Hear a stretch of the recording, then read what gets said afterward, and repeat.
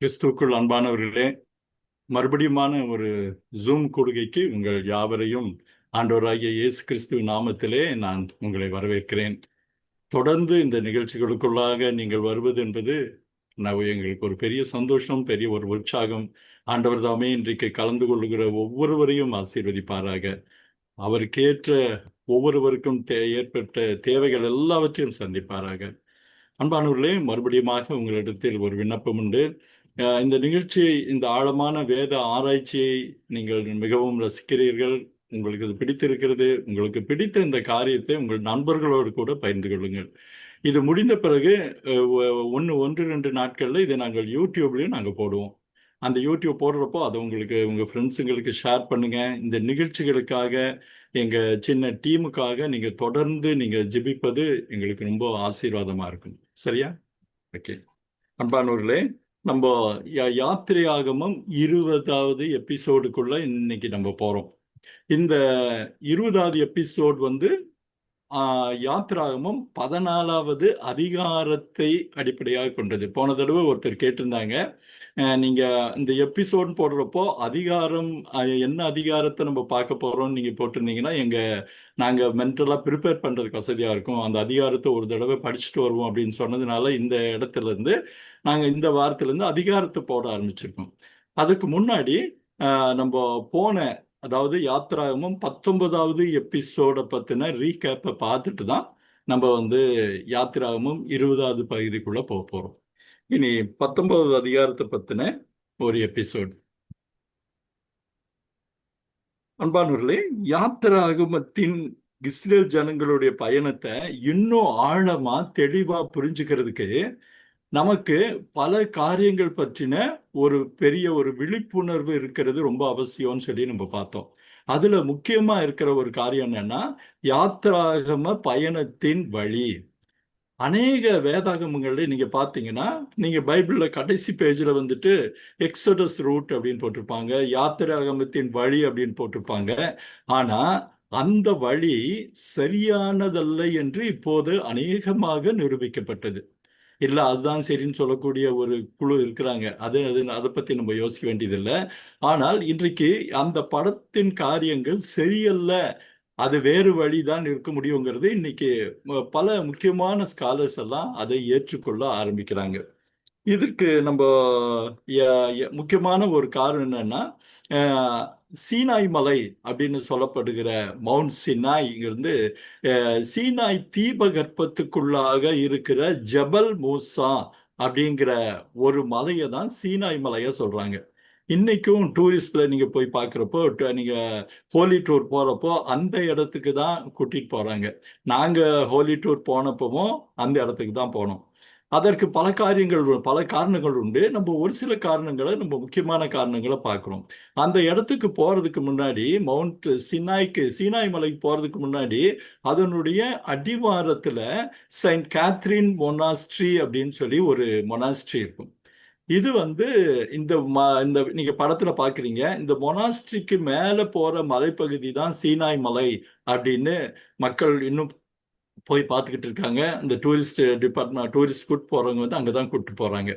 ஆனா இந்த Catherine monastery வந்து சொல்ல போனா ஒரு 6ஆம் நூற்றாண்டுல ஜஸ்டினியன் ஒன்னு சொல்லி ஒரு பேரரசனால ஏற்படுத்தப்பட்ட ஒரு மொனாஸ்ட்ரி. இதுக்குள்ள இருக்கிற ஒரு செடி நீங்க பாத்தீங்கன்னா, இதுதான் அந்த மோசே பார்த்த எரிகிற முட்செடி அப்படின்னு சொல்லி அந்த படத்தெல்லாம் போன தடவை நம்ம பார்த்தோம், உங்களுக்கும் காமிச்சோம். இதற்கு மேலே போகிற வழிதான் உங்களுக்கு வந்து இந்த மொனாஸ்ட்ரியில இருந்து தான் சீனாய் மலையை நோக்கிய பயணங்கள் இருக்கும் அப்படின்னு சொல்லி அதுக்கான அரேஞ்ச்மெண்ட் எல்லாம் பண்ணியிருப்பாங்க. ஒரு கழுதை எல்லாம் ஏற்பாடு பண்ணியிருப்பாங்க. நடக்க முடியாதவர்களுக்கு பல படிக்கட்டுகள் உண்டு மேலே ஏறி போகிறது. ஆனா ஏன் இந்த மலை சீனாய் மலையா இருக்க முடியாது அப்படின்னு நம்ம சொல்றதுக்கு பல காரணங்கள் உண்டு. பல பூகோளவியல் ரீதியாக பல காரணங்கள் உண்டு. ஒண்ணு என்னன்னா, சீனாய் மலையில இஸ்ரேல் ஜனங்கள் பல மாதங்கள் அளவு தங்கி குளித்து, அவர்களுடைய நம்ம பெருந்திரளான ஜனங்கள் பார்க்கிறோம், அவர்களுடைய கால்நடைகள் எல்லாம் தங்கி தரிச்சு இருந்ததா இருக்கு. ஆனா இங்க இந்த மலைக்கு போனீங்கன்னா, அந்த சீனாய் மலைக்கு போறப்பவே அந்த மலைத்தொடர் ஆரம்பிக்குது. ஒருவேளை நீங்க பாத்தீங்கன்னா, ஓரேப் மலையுடைய ஒரு பகுதி தான் சீனாய் மலைன்னு பல பேர் புரிஞ்சிருக்க கூடும்.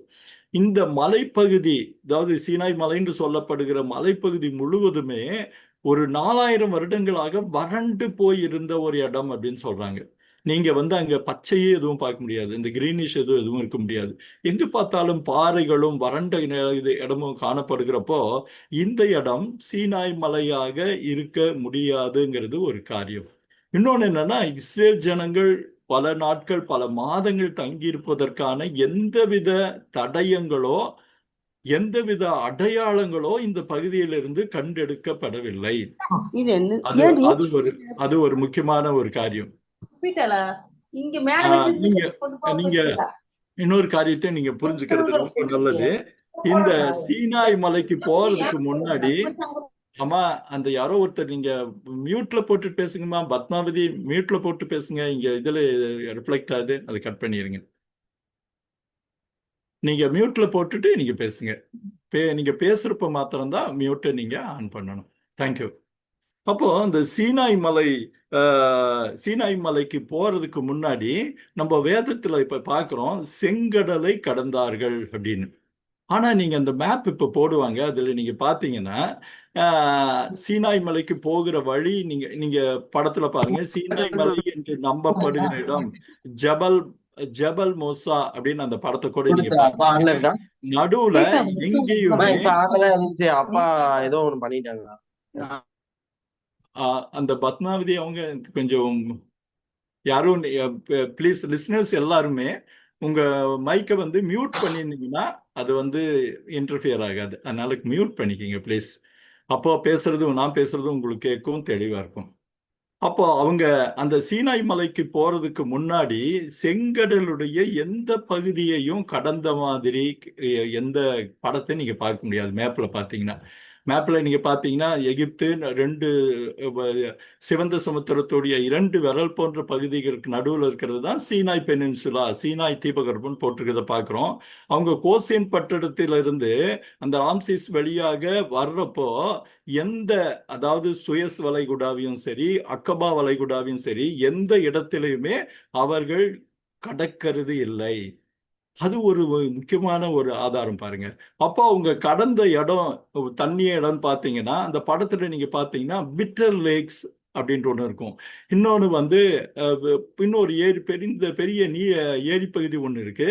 அதெல்லாம் வந்து ஆழமில்லாத பகுதி. நீங்க பாத்தீங்கன்னா இந்த படத்துல கூட நீங்க இன்னொரு படத்தை நீங்க பாக்குறீங்க, ஆனா இது அந்த வழக்கமான படம் அல்ல. இது அந்த வழக்கமா போற படத்துல பாத்தீங்கன்னா, நீங்க அந்த சுயஸ் வளைகுடா ஓரமா வந்து நடுவுல இருக்கிற ஜபல் மூசாவுக்கு போகிற வழிதான் வழக்கமா இருக்கிற வழி. ஆனா இந்த படம் வந்து அந்த படம் இல்லை, அதனால இந்த படத்தை பார்த்து நீங்க அப்படி எடுத்துக்கொள்ள கூடாது. அப்போ இந்த வளைகுடாவை எந்த இதுவும் கடக்காத ஒரு காரியங்கிறப்போ நம்ம வந்து எப்படி அதை அந்த பாதை வந்து யாத்திராமத்து பாதை என்று நம்ம எடுத்துக்கொள்ள வாய்ப்பில்லை. அப்போ வேறு ஒரு பாதை அப்படின்னு நம்ம பார்த்தோம்னா அதற்கான படத்தை தான் நீங்க பாக்குறீங்க. நீங்க பாத்தீங்கன்னா ராம்சேஸ்ன்ற பட்டணத்திலிருந்து அந்த சிவப்பு கோடை நீங்க பாக்குறீங்க. பார்த்து அதுக்கு முன்னாடி நம்ம ஒரு காரியத்தை என்ன பார்த்தோம்னா, சீனாய் மலை என்பது மீதியான் தேசத்தில் இருக்கிற ஜபல் அல்வா அப்படின்ற மலை தான் அப்படிங்கிறத இப்போ ஆல்மோஸ்ட் நிரூபிச்சிருக்கிறாங்க. அப்போ அந்த மலைக்கு ஒருவேளை போக வேண்டி இருந்தா மாத்திரம்தான் நீங்க பாத்தீங்கன்னா உங்க வலக்கை பக்கத்துல இருக்கிற அக்கபா வளைகுடாவை கடந்து போக வேண்டிய காரியம் இருக்கும். நீங்க அந்த படத்தை நீங்க பாக்குறீங்க. அக்கபா வளைகுடா அப்படிங்கறத அதை கடந்து, முக்கியமா சொல்ல போனா நௌபியா பீச்னு ஒரு வார்த்தையை நீங்க பார்த்திருப்பீங்க, நௌபியா கடற்கரை அப்படின்னு. நீங்க பாயிண்டர்ல கூட காமிக்கிறது நீங்க பாருங்க. இந்த பகுதியில தான் ஒரு பெரிய சமவெளி ஒண்ணு உண்டு, அதாவது பெரிய வெளி ஒண்ணு உண்டு. இந்த பெரிய கிரவுண்டு மாதிரின்னு வச்சுங்களேன். இந்த இடத்துல பெருந்திரளான மக்கள் வந்து பாளையம் இறங்குகிறதற்கு பெரிய வாய்ப்பு இருக்கு. அங்கிருந்து தான் அவங்க கடந்து இந்த அக்கபா வளைகுடாவை கடந்து மீதியா, அதாவது இந்த சீனாய் மலை இருக்கிற பகுதிக்கு இந்த பக்கமா போறாங்க அப்படிங்கிறது நம்ம ஓரளவுக்கு யூகிக்க முடியும். ரெண்டாவதாக நம்ம முக்கியமா பார்க்கக்கூடிய ஒரு காரியம் என்னன்னா, பைபிள்ல வர சிவந்த சமுத்திரம். அன்பானவர்களே, இந்த பொது தகவல்கள் எதுக்கு நம்ம திரும்ப திரும்ப சொல்றோம்னா, போன தடவை இதை பத்தி ரொம்ப விலாவாரியா பார்த்தோம். ஆனா இப்போ நம்ம வந்து ரொம்ப சுருக்கமா தான் நம்ம இப்ப பார்த்துட்டு இருக்கிறோம். இந்த சிவந்த சமுத்திரம் அப்படிங்கிற ஒரு காரியத்தை வந்து நம்ம ரொம்ப தெளிவா புரிஞ்சுக்கிறது நல்லது.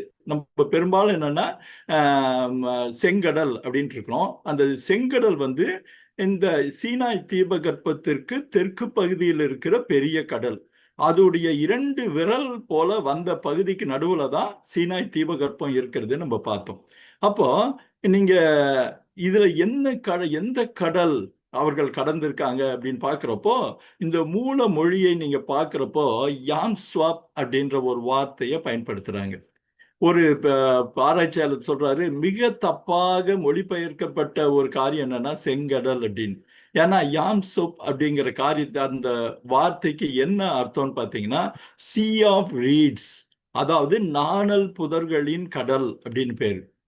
அப்போ நாணல் புதர்களின் கடல் அப்படின்னா ஒரு பெரிய சந்தேகம் எல்லாருக்கும் வரும். ஏன்னா நாணல் புதர்கள் ஒரு நாளும் உப்பு தண்ணியில வளராது, உப்பு தண்ணியில வளர முடியாது. கடல் தண்ணி உப்பு தண்ணி நமக்கு எல்லாம் தெரியும்.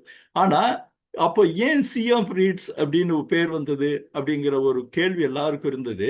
ஆனா நம்ம செப்துவாசிந்த் மற்றும் லத்தீன் மொழிபெயர்ப்புல இது எப்படி போட்டிருக்காங்கன்னு கேட்டா எரித்ராத் அலாஷா, நீங்க அந்த வார்த்தையை நீங்க பாக்குறீங்க, எரித்ராத் அலாஷா அப்படின்னு போட்டிருப்பாங்க. லத்தீன் மொழிபெயர்ப்புல மாரி ருபிரம் அப்படின்னு போட்டிருக்காங்க.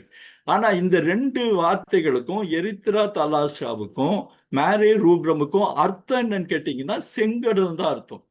இப்போ ஒரு சின்ன குழப்பம் இருக்கு இல்லையா? அப்ப ஏன் மூல மொழியில வந்து சி ஆஃப் ரீட்ஸ்ன்னு சொல்லியிருக்காங்க, ஆனா வந்து கிரேக்க மொழியிலும் லத்தீன் மொழியிலையும் அதை மொழிபெயர்க்கிறப்போ செங்கடல்னே பண்ணியிருக்கிறாங்களே, இதுல எது சரியான ஒரு காரியமா இருக்க முடியும்னு சொல்லி பலருக்கு பலவிதமான குழப்பங்கள் புதிர் இருந்தது. இந்த புதிரை தீர்ப்பதற்கான ஒரு பெரிய விஷயம் எப்படி இருந்ததுன்னு கேட்டீங்கன்னா, நம்ம தற்செயலாக ஒருவேளை காலின் ஹம்ப்ரே அதை பத்தின ஒரு பெரிய காரியத்தை வந்து அவருடைய புத்தகத்துல குறிப்பிட்டிருக்கிறாரு. இந்த அக்கபா வளைகுடாவுடைய தலைப்பகுதிகள், அதாவது இந்த தீபகற்பத்துக்குள்ள இருக்கிற துவக்க பகுதியில நீங்க பாத்தீங்கன்னா ஒரு பெரிய நன்னீர் ஏரியை கண்டுபிடிச்சாங்க. ஸ்வீட் வாட்டர் லேக்குன்னு சொல்லுவாங்க. அந்த நன்னீர் ஏரியில ஏகப்பட்ட நாணல்கள் இருந்தன. அந்த நன்னீரை தொட்ட மாதிரியே நம்ம அக்கபா வளைகுடா ஆரம்பிக்குது. நீங்க படத்துல அந்த வளர்ந்திருக்கிற நாணல்கள் பற்றின போட்டோவை நீங்க பாக்குறீங்க. அப்போ இது என்ன ஒரு நிரூபணம்னு கேட்டா, இந்த பகுதி நன்னீர் பகுதி முடிஞ்ச உடனே அந்த அக்கபா வளைகுடாவுடைய கடல் பகுதி ஆரம்பிக்குது. அப்போ இந்த நாணல்கள் இங்க இருக்கிறதுனால இது ரொம்ப ஸ்பெஷல். ஒருவேளை அதனால்தான் இந்த யாம் ஸ்வாப் அப்படிங்கிற அந்த எபிரேய மொழி வார்த்தைக்கு இந்த இடத்தை குறிப்பதாக இருக்குமோ அப்படின்ற ஒரு ஒரு அனுமானத்திற்கு வந்தார்கள். இன்னும் நீங்க பாத்தீங்கன்னா அதற்கான இன்னும் சில நிரூபணங்களை கூட நம்ம பார்த்தோம். நீங்க அந்த நௌபியா பீச் என்று சொல்லப்படுகிற இடத்துல ஒரு பெரிய பில்லர் ஒன்று இருந்தது. அந்த பில்லர், அதுக்கு முன்னாடி இன்னொரு காரியத்தை பார்க்கலாம் நம்ம. இந்த அக்கபா வளைகுடாவில் ஆழ்கடல் ஆராய்ச்சி பண்ணி பார்க்கிறப்போ நீங்க படத்துல பார்க்கக்கூடிய பார்வோனின் சக்கரங்கள் கடலின் அடிமட்டத்தில் இருந்ததை நம்ம பார்க்கிறோம். அதற்கான படங்கள் தான் ரான்வியாட் என்பவர் ஒரு அந்த அண்டர் சி வாட்டர் எக்ஸ்கவேஷன் போனப்போ இந்த மாதிரியான சக்கரங்களையும் இன்னும் சில இன்னும் சொல்ல போனா பார்வோன் பயன்படுத்தின தங்க ரதம் ஒன்று இருக்கு. அதுல வந்து 8 ஸ்போக்ஸ் இருக்கும். அந்த ரதத்துடைய படங்கள் இன்னைக்கும் கெய்ரோவில் இருக்கு. அந்த கெய்ரோவில் இருக்கிற அந்த மியூசியத்தில் இருக்கிற சக்கரம் மாதிரியே தங்க சக்கரங்கள் இந்த கடல் ஆய்வில் கிடைத்தது. அப்போ என்ன நிச்சயமாயிடுச்சு, இந்த பகுதி தான் இஸ்ரேல் ஜனங்கள் கடந்திருக்கிற செங்கடல் அப்படின்னு நம்ம எடுத்துக்கலாம். நம்ம அந்த முடிவுக்கு நம்ம வர்றதுக்கு வாய்ப்பு இருக்கு. அது இல்லாதபடிக்கு அந்த நௌபியா பீச் பகுதியில நீங்க அந்த கேமரா அந்த உள்ளுக்குள்ள போய் அது அந்த வீடியோவை கூட நீங்க ஒரு செகண்ட் பாருங்க. கடலுக்குள்ள போறாங்க, கீழே கிடக்கிறப்போ கிடந்திருக்கிற அந்த ரதங்களின் மிச்சத்துல பவள பாறைகள், அதாவது பவள அந்த காரியங்கள் வந்து ஒட்டி மேல வளர்ந்து இருக்கிறத பாக்குறோம். ஒரு ஆச்சரியமான ஒரு விஷயம் என்னன்னா, தங்கம் மாத்திரம் தான் கடல் தண்ணியில எவ்வளவு நாள் இருந்தாலும் ஒன்றும் ஆகாது. ஒருவேளை பார்வோனின் ரதத்துடைய தங்க சக்கரம் ஆண்டவர் அன்னைக்கு வச்சிருந்தது கூட இன்னைக்கு பார்த்தா அந்த தங்கத்தை பார்த்து ரெண்டையும் ஒப்பிட்டு இது நிச்சயமா பார்வோனுடைய ரதம் தான் அப்படின்னு சொல்லி நிரூபிப்பதற்கான காரணங்கள் உண்டு. அது இல்லாம பலவிதமான இந்த ரதத்துடைய சமாச்சாரங்கள், அப்புறம் அந்த எலும்புகள், நீங்க அதை மேல வந்து இம்போஸ் பண்ணி காமிக்கிறாங்க அந்த ஸ்போக்ஸ் இதை பத்தி. ஆனா அதுக்கு மேல வந்து அந்த ரீட்ஸ் இல்ல, இந்த பவளப்பாறைகளுடைய அந்த செடியுடைய காரியங்கள் இருக்கிறத நம்ம பார்க்கிறோம். ஆக இந்த சிவந்த சமுத்திரம் அப்படின்னு நம்ம சொல்லக்கூடிய ஒரு காரியம் உண்மையில் எதை குறிக்குது அப்படின்னு நீங்க பாத்தீங்கன்னா, அக்கபா வளைகுடாவை மாத்திரம்தான் குறிக்கிறதுன்ற முடிவுக்கு இப்போ வந்திருக்கிறாங்க. ஏன்னா ரொம்ப தெளிவான நிரூபணம் ஆயிடுச்சு. ஏன்னா சி ஆஃப் ரீட்ஸுக்கும் அது பொருத்தமா இருக்கு. அதை விட இன்னொரு பெரிய பொருத்தம் என்னன்னு கேட்டீங்கன்னா, இது நீங்க பௌர்ணமி அமாவாசை நேரத்துல கடல் அலைகள் ஹை டைட் லோ டைடுன்னு ஏற்படுது நமக்கு தெரியும். அப்படி லோ டைட் ஏற்படுறப்போ இந்த அக்கபா வளைகுடாவுடைய பகுதியில இருக்கிற அந்த பவளப்பாறைகள் சிவப்பாக ஒளிர்வதையும் கண்டுபிடிச்சிருக்காங்க. அந்த சைட்ல இந்த பவளப்பாறைகளுடைய ஸ்ட்ரெச் அல்லது ஒரு நீட்ட காரியங்கள் சிவப்பாக ஒளிர்வது நமக்கு வந்து ஒரு நிரூபணத்தை கொடுக்குது. ஏன்னா அந்த செங்கடல் என்பதற்கான ஒரு அர்த்தமும் இருக்கு. அதே நேரத்துல நாணர்கள் துவக்கத்துல இருந்ததுனால யாம் சோப்புன்ற அந்த பதத்துக்குமான அர்த்தம் பொருத்தமா இருக்கனால வேதாகமத்துல யாம் ஸ்வாப் அப்படின்னு சொல்லக்கூடிய காரியங்கள் எப்பவுமே எதை குறிக்குது அப்படின்னு கேட்டீங்கன்னா, அக்கபா வளைகுடாவை தான் குறிக்குது. இதை நம்ம நேயர்கள் ரொம்ப தெளிவா புரிஞ்சுக்கிறது ரொம்ப ரொம்ப அவசியம். இது போன தடவை இன்னும் ரொம்ப ஆழமான தெளிவோட பார்த்தோம். ஏன்னா பைபிள்ல 2 இடத்துல ஒரு காரியம் இருக்கும். இந்த வண்டுகள் எல்லாம் போய் கடல்ல விழுகிறப்போ, வெட்டுக்கிளிகள் கடல்ல விழுகிறப்போ பைபிள்ல வந்து செங்கடல் அப்படின்னு போட்டிருப்பாங்க. ஆனா மற்ற இடத்துல சிவந்த சமுத்திரம்னு போட்டிருப்பாங்க. அது ஒருவேளை நீங்க கவனிச்சிருந்திருக்க கூடும். அப்போ தமிழ்ல மொழிபெயர்க்கிறப்போ கூட அந்த ஒரு வித்தியாசத்தை காமிச்சிருக்கிறாங்க. அந்த கடல் செங்கடல் என்று பைபிள்ல போட்ட காரியம் கல்ஃப் வளைகுடாவா இருக்க முடியும். ஏன்னா அது எகிப்திற்கு பக்கத்துல இருக்கிற ஒரு கடல்.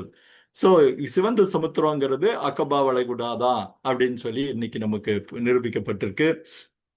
இது இல்லாம அவர்கள் நம்ம நவ்பியா பீச் சொல்லப்பட்ட இடத்துல ஒரு பெரிய பில்லர் ஒண்ணு கெடுத்திருக்காங்க, ஒரு பெரிய கல்தூண். அந்த கல்தூண் வந்து சாலமோன் காலத்தில் நிறுவப்பட்ட ஒரு கல்தூண். அந்த கல்தூண் நிறுவதற்கான காரணம் என்ன நீங்க பாத்தீங்கன்னா, இந்த இடத்துலதான் அவர்கள் கடந்தார்கள் என்பதற்கான இன்ஸ்கிரிப்ஷன்ஸ், அந்த பலவிதமான கல்வெட்டு எழுத்துக்கள் அந்த தூண்ல இருந்ததுங்கிறது இன்னொரு அருமையான ஒரு ஆதாரம். அந்த அந்த கல்தூணுடைய படம் அது விழுந்து கிடக்கிறது எல்லாமே போன இதில் பார்த்தோம்.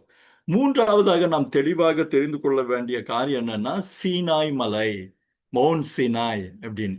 இன்னைக்கு நம்ம ஒருவேளை ஜபல் முசால நீங்க பாத்தீங்கன்னா, அது வந்து மலையுடைய முகப்பு கருப்பா இருக்கும். ஒருவேளை அது நெருப்புனால வந்தது அப்படின்ட்டு சொல்ற ஒரு காரியம் இருக்கு. ஆனா நம்ம வேதாகம அடிப்படையில நம்ம பார்த்தோம்னா, சீனாய் மலை ஒரு எரிமலையாகவே இருந்திருக்குது. இது வந்து பல பேருக்கு ஒரு ஆச்சரியமான தகவலா இருக்கும். ஆனா வேதாகம அடிப்படையில அது உண்மை. உதாரணத்துக்கு அந்த வசனங்கள் பார்த்தீங்கன்னா, யாத்திராகமம் 19வது அதிகாரம் 16லிருந்து 19 வசனங்கள் நீங்க பார்த்தீங்கன்னா, பல பேர் என்ன சொன்னாங்கன்னு கேட்டீங்கன்னா, நீங்க அந்த வசனத்தை கூட பார்க்குறீங்க. விடியற் காலத்தில் இடி முழக்கங்களும் மின்னல்களும் மலைமேல் கார்மேகமும் பலத்த எக்காள சத்தமும் உண்டாயிற்று. இந்த வர்ணனை எரிமலை ஆக்டிவா இருக்கும்போது மாத்திரம் சொல்லப்படுகிற ஒரு வர்ணனையா இருக்கும். பல நேரத்துல அதை எப்படி எடுத்துக்கிட்டாங்கன்னு கேட்டா, ஒரு கவித்துவமான ஒரு வர்ணனைய அந்த சீனாய் மலையை பத்தி சொன்னாங்க அப்படின்னு தான் நினைச்சிட்டு இருந்தாங்க. ஆனா போன தடவை நம்ம இன்னொரு உதாரணத்தை கூட நம்ம பார்த்தோம். பிளைனி த யங்கர் அப்படின்னு ஒரு எழுத்தாளர் அந்த வெசியூஸ் என்ற ஒரு எரிமலையை பத்தின விவரத்தை, அது வெடிக்கும் போது இருந்த விவரத்தை தன்னுடைய நண்பரான டாசிட்டஸ் என்பவருக்கு எழுதினப்போ இதே போன்ற வார்த்தைகளை பயன்படுத்தினார். நீங்க போன அந்த படத்து மேல இருந்த எழுத்து தான் இப்ப வந்து பிளாக் அண்ட் ஒயிட்டா பாக்குறீங்க.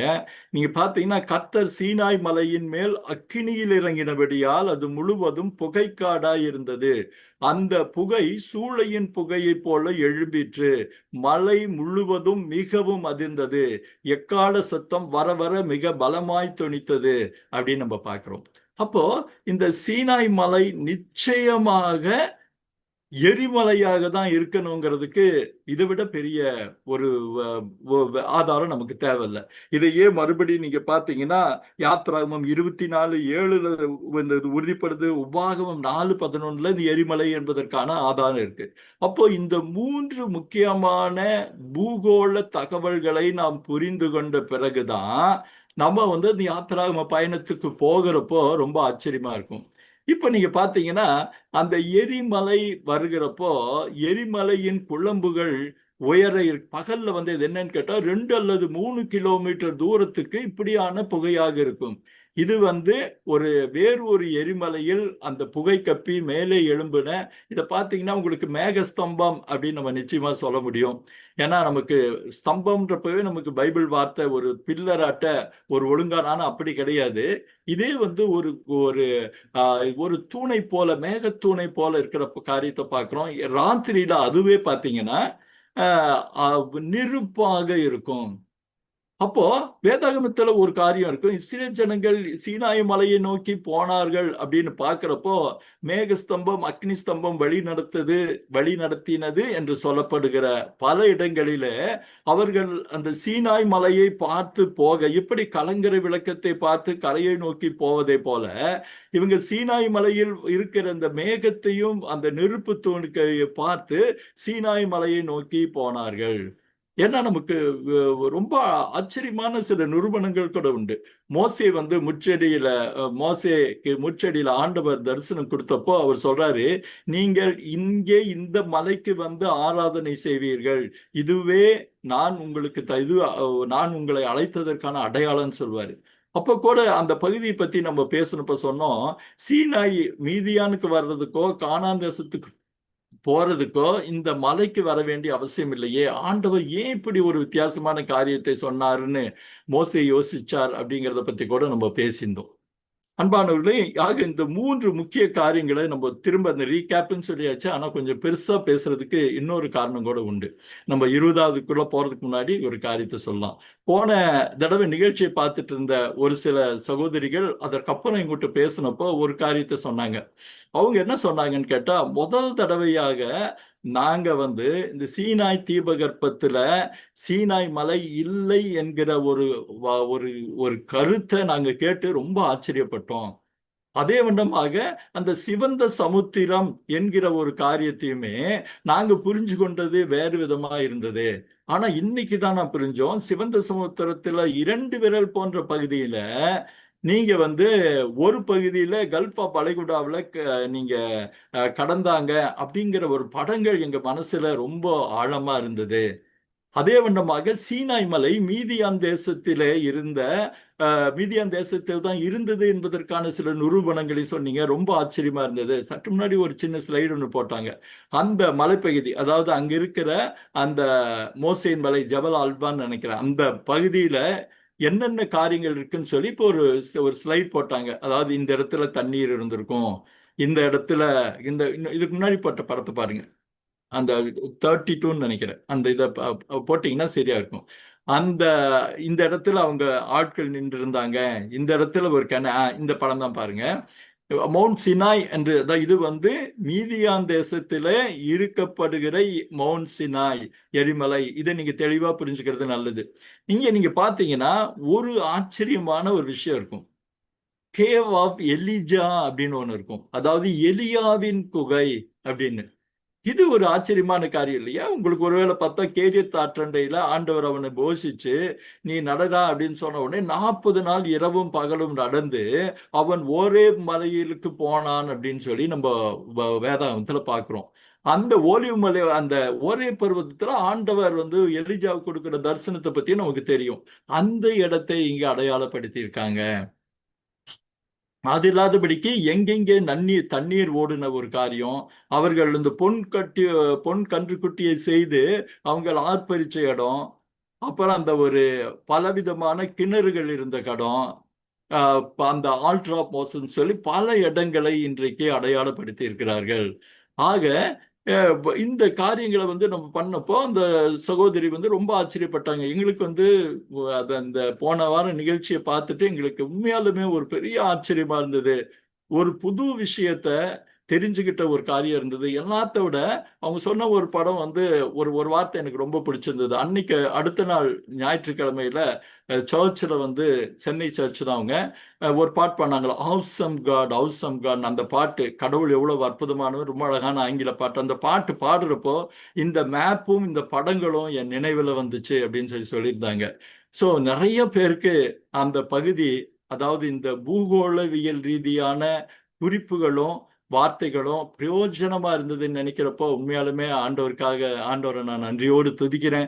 ஆண்டவர் தான் இந்த காரியத்தை வெளிப்படுத்தினார். ஏன்னா வேதத்தை நாம் ஆழமாக புரிந்து கொள்ளும் போது தேவன் எவ்வளவு மகத்துவமானவர், தேவன் எவ்வளவு பெரியவர், தேவன் நம்ம நினைப்பதற்கும் யோசிப்பதற்கும் அதிகமாக கிரியை செய்ய வல்லமையுள்ள பராபரங்கிறது எவ்வளவு பெரிய சத்தியம்னு புரிஞ்சுக்கிறோம். நம்ம பெரும்பாலும் யாத்திரை ஆகமத்தை சொல்றப்போ அவங்க காரணம் என்னன்னா, யாத்திரை ஆகமத்தை பற்றின தியானங்கள் நம் வாழ்க்கைக்கான பாடங்களை ஏராளமாக கொண்டிருக்கிறது அப்படின்னு சொல்லுவாங்க. யாத்திராமத்தை சும்மா ஒரு புத்தகமோ ஒரு இது கிடையாது, ஒரு தேசம் உருவான சரித்திரம்.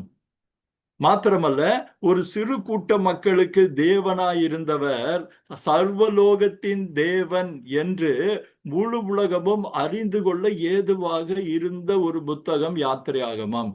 அப்போ யாத்திராகமத்தின் சம்பவங்களுடைய முழு பரிமாணங்களையும் நம்ம புரிந்து கொள்ளும் போது அது பெரிய ஒரு ஆச்சரியத்தையும் பெரிய ஒரு வியப்பையும் தரும்.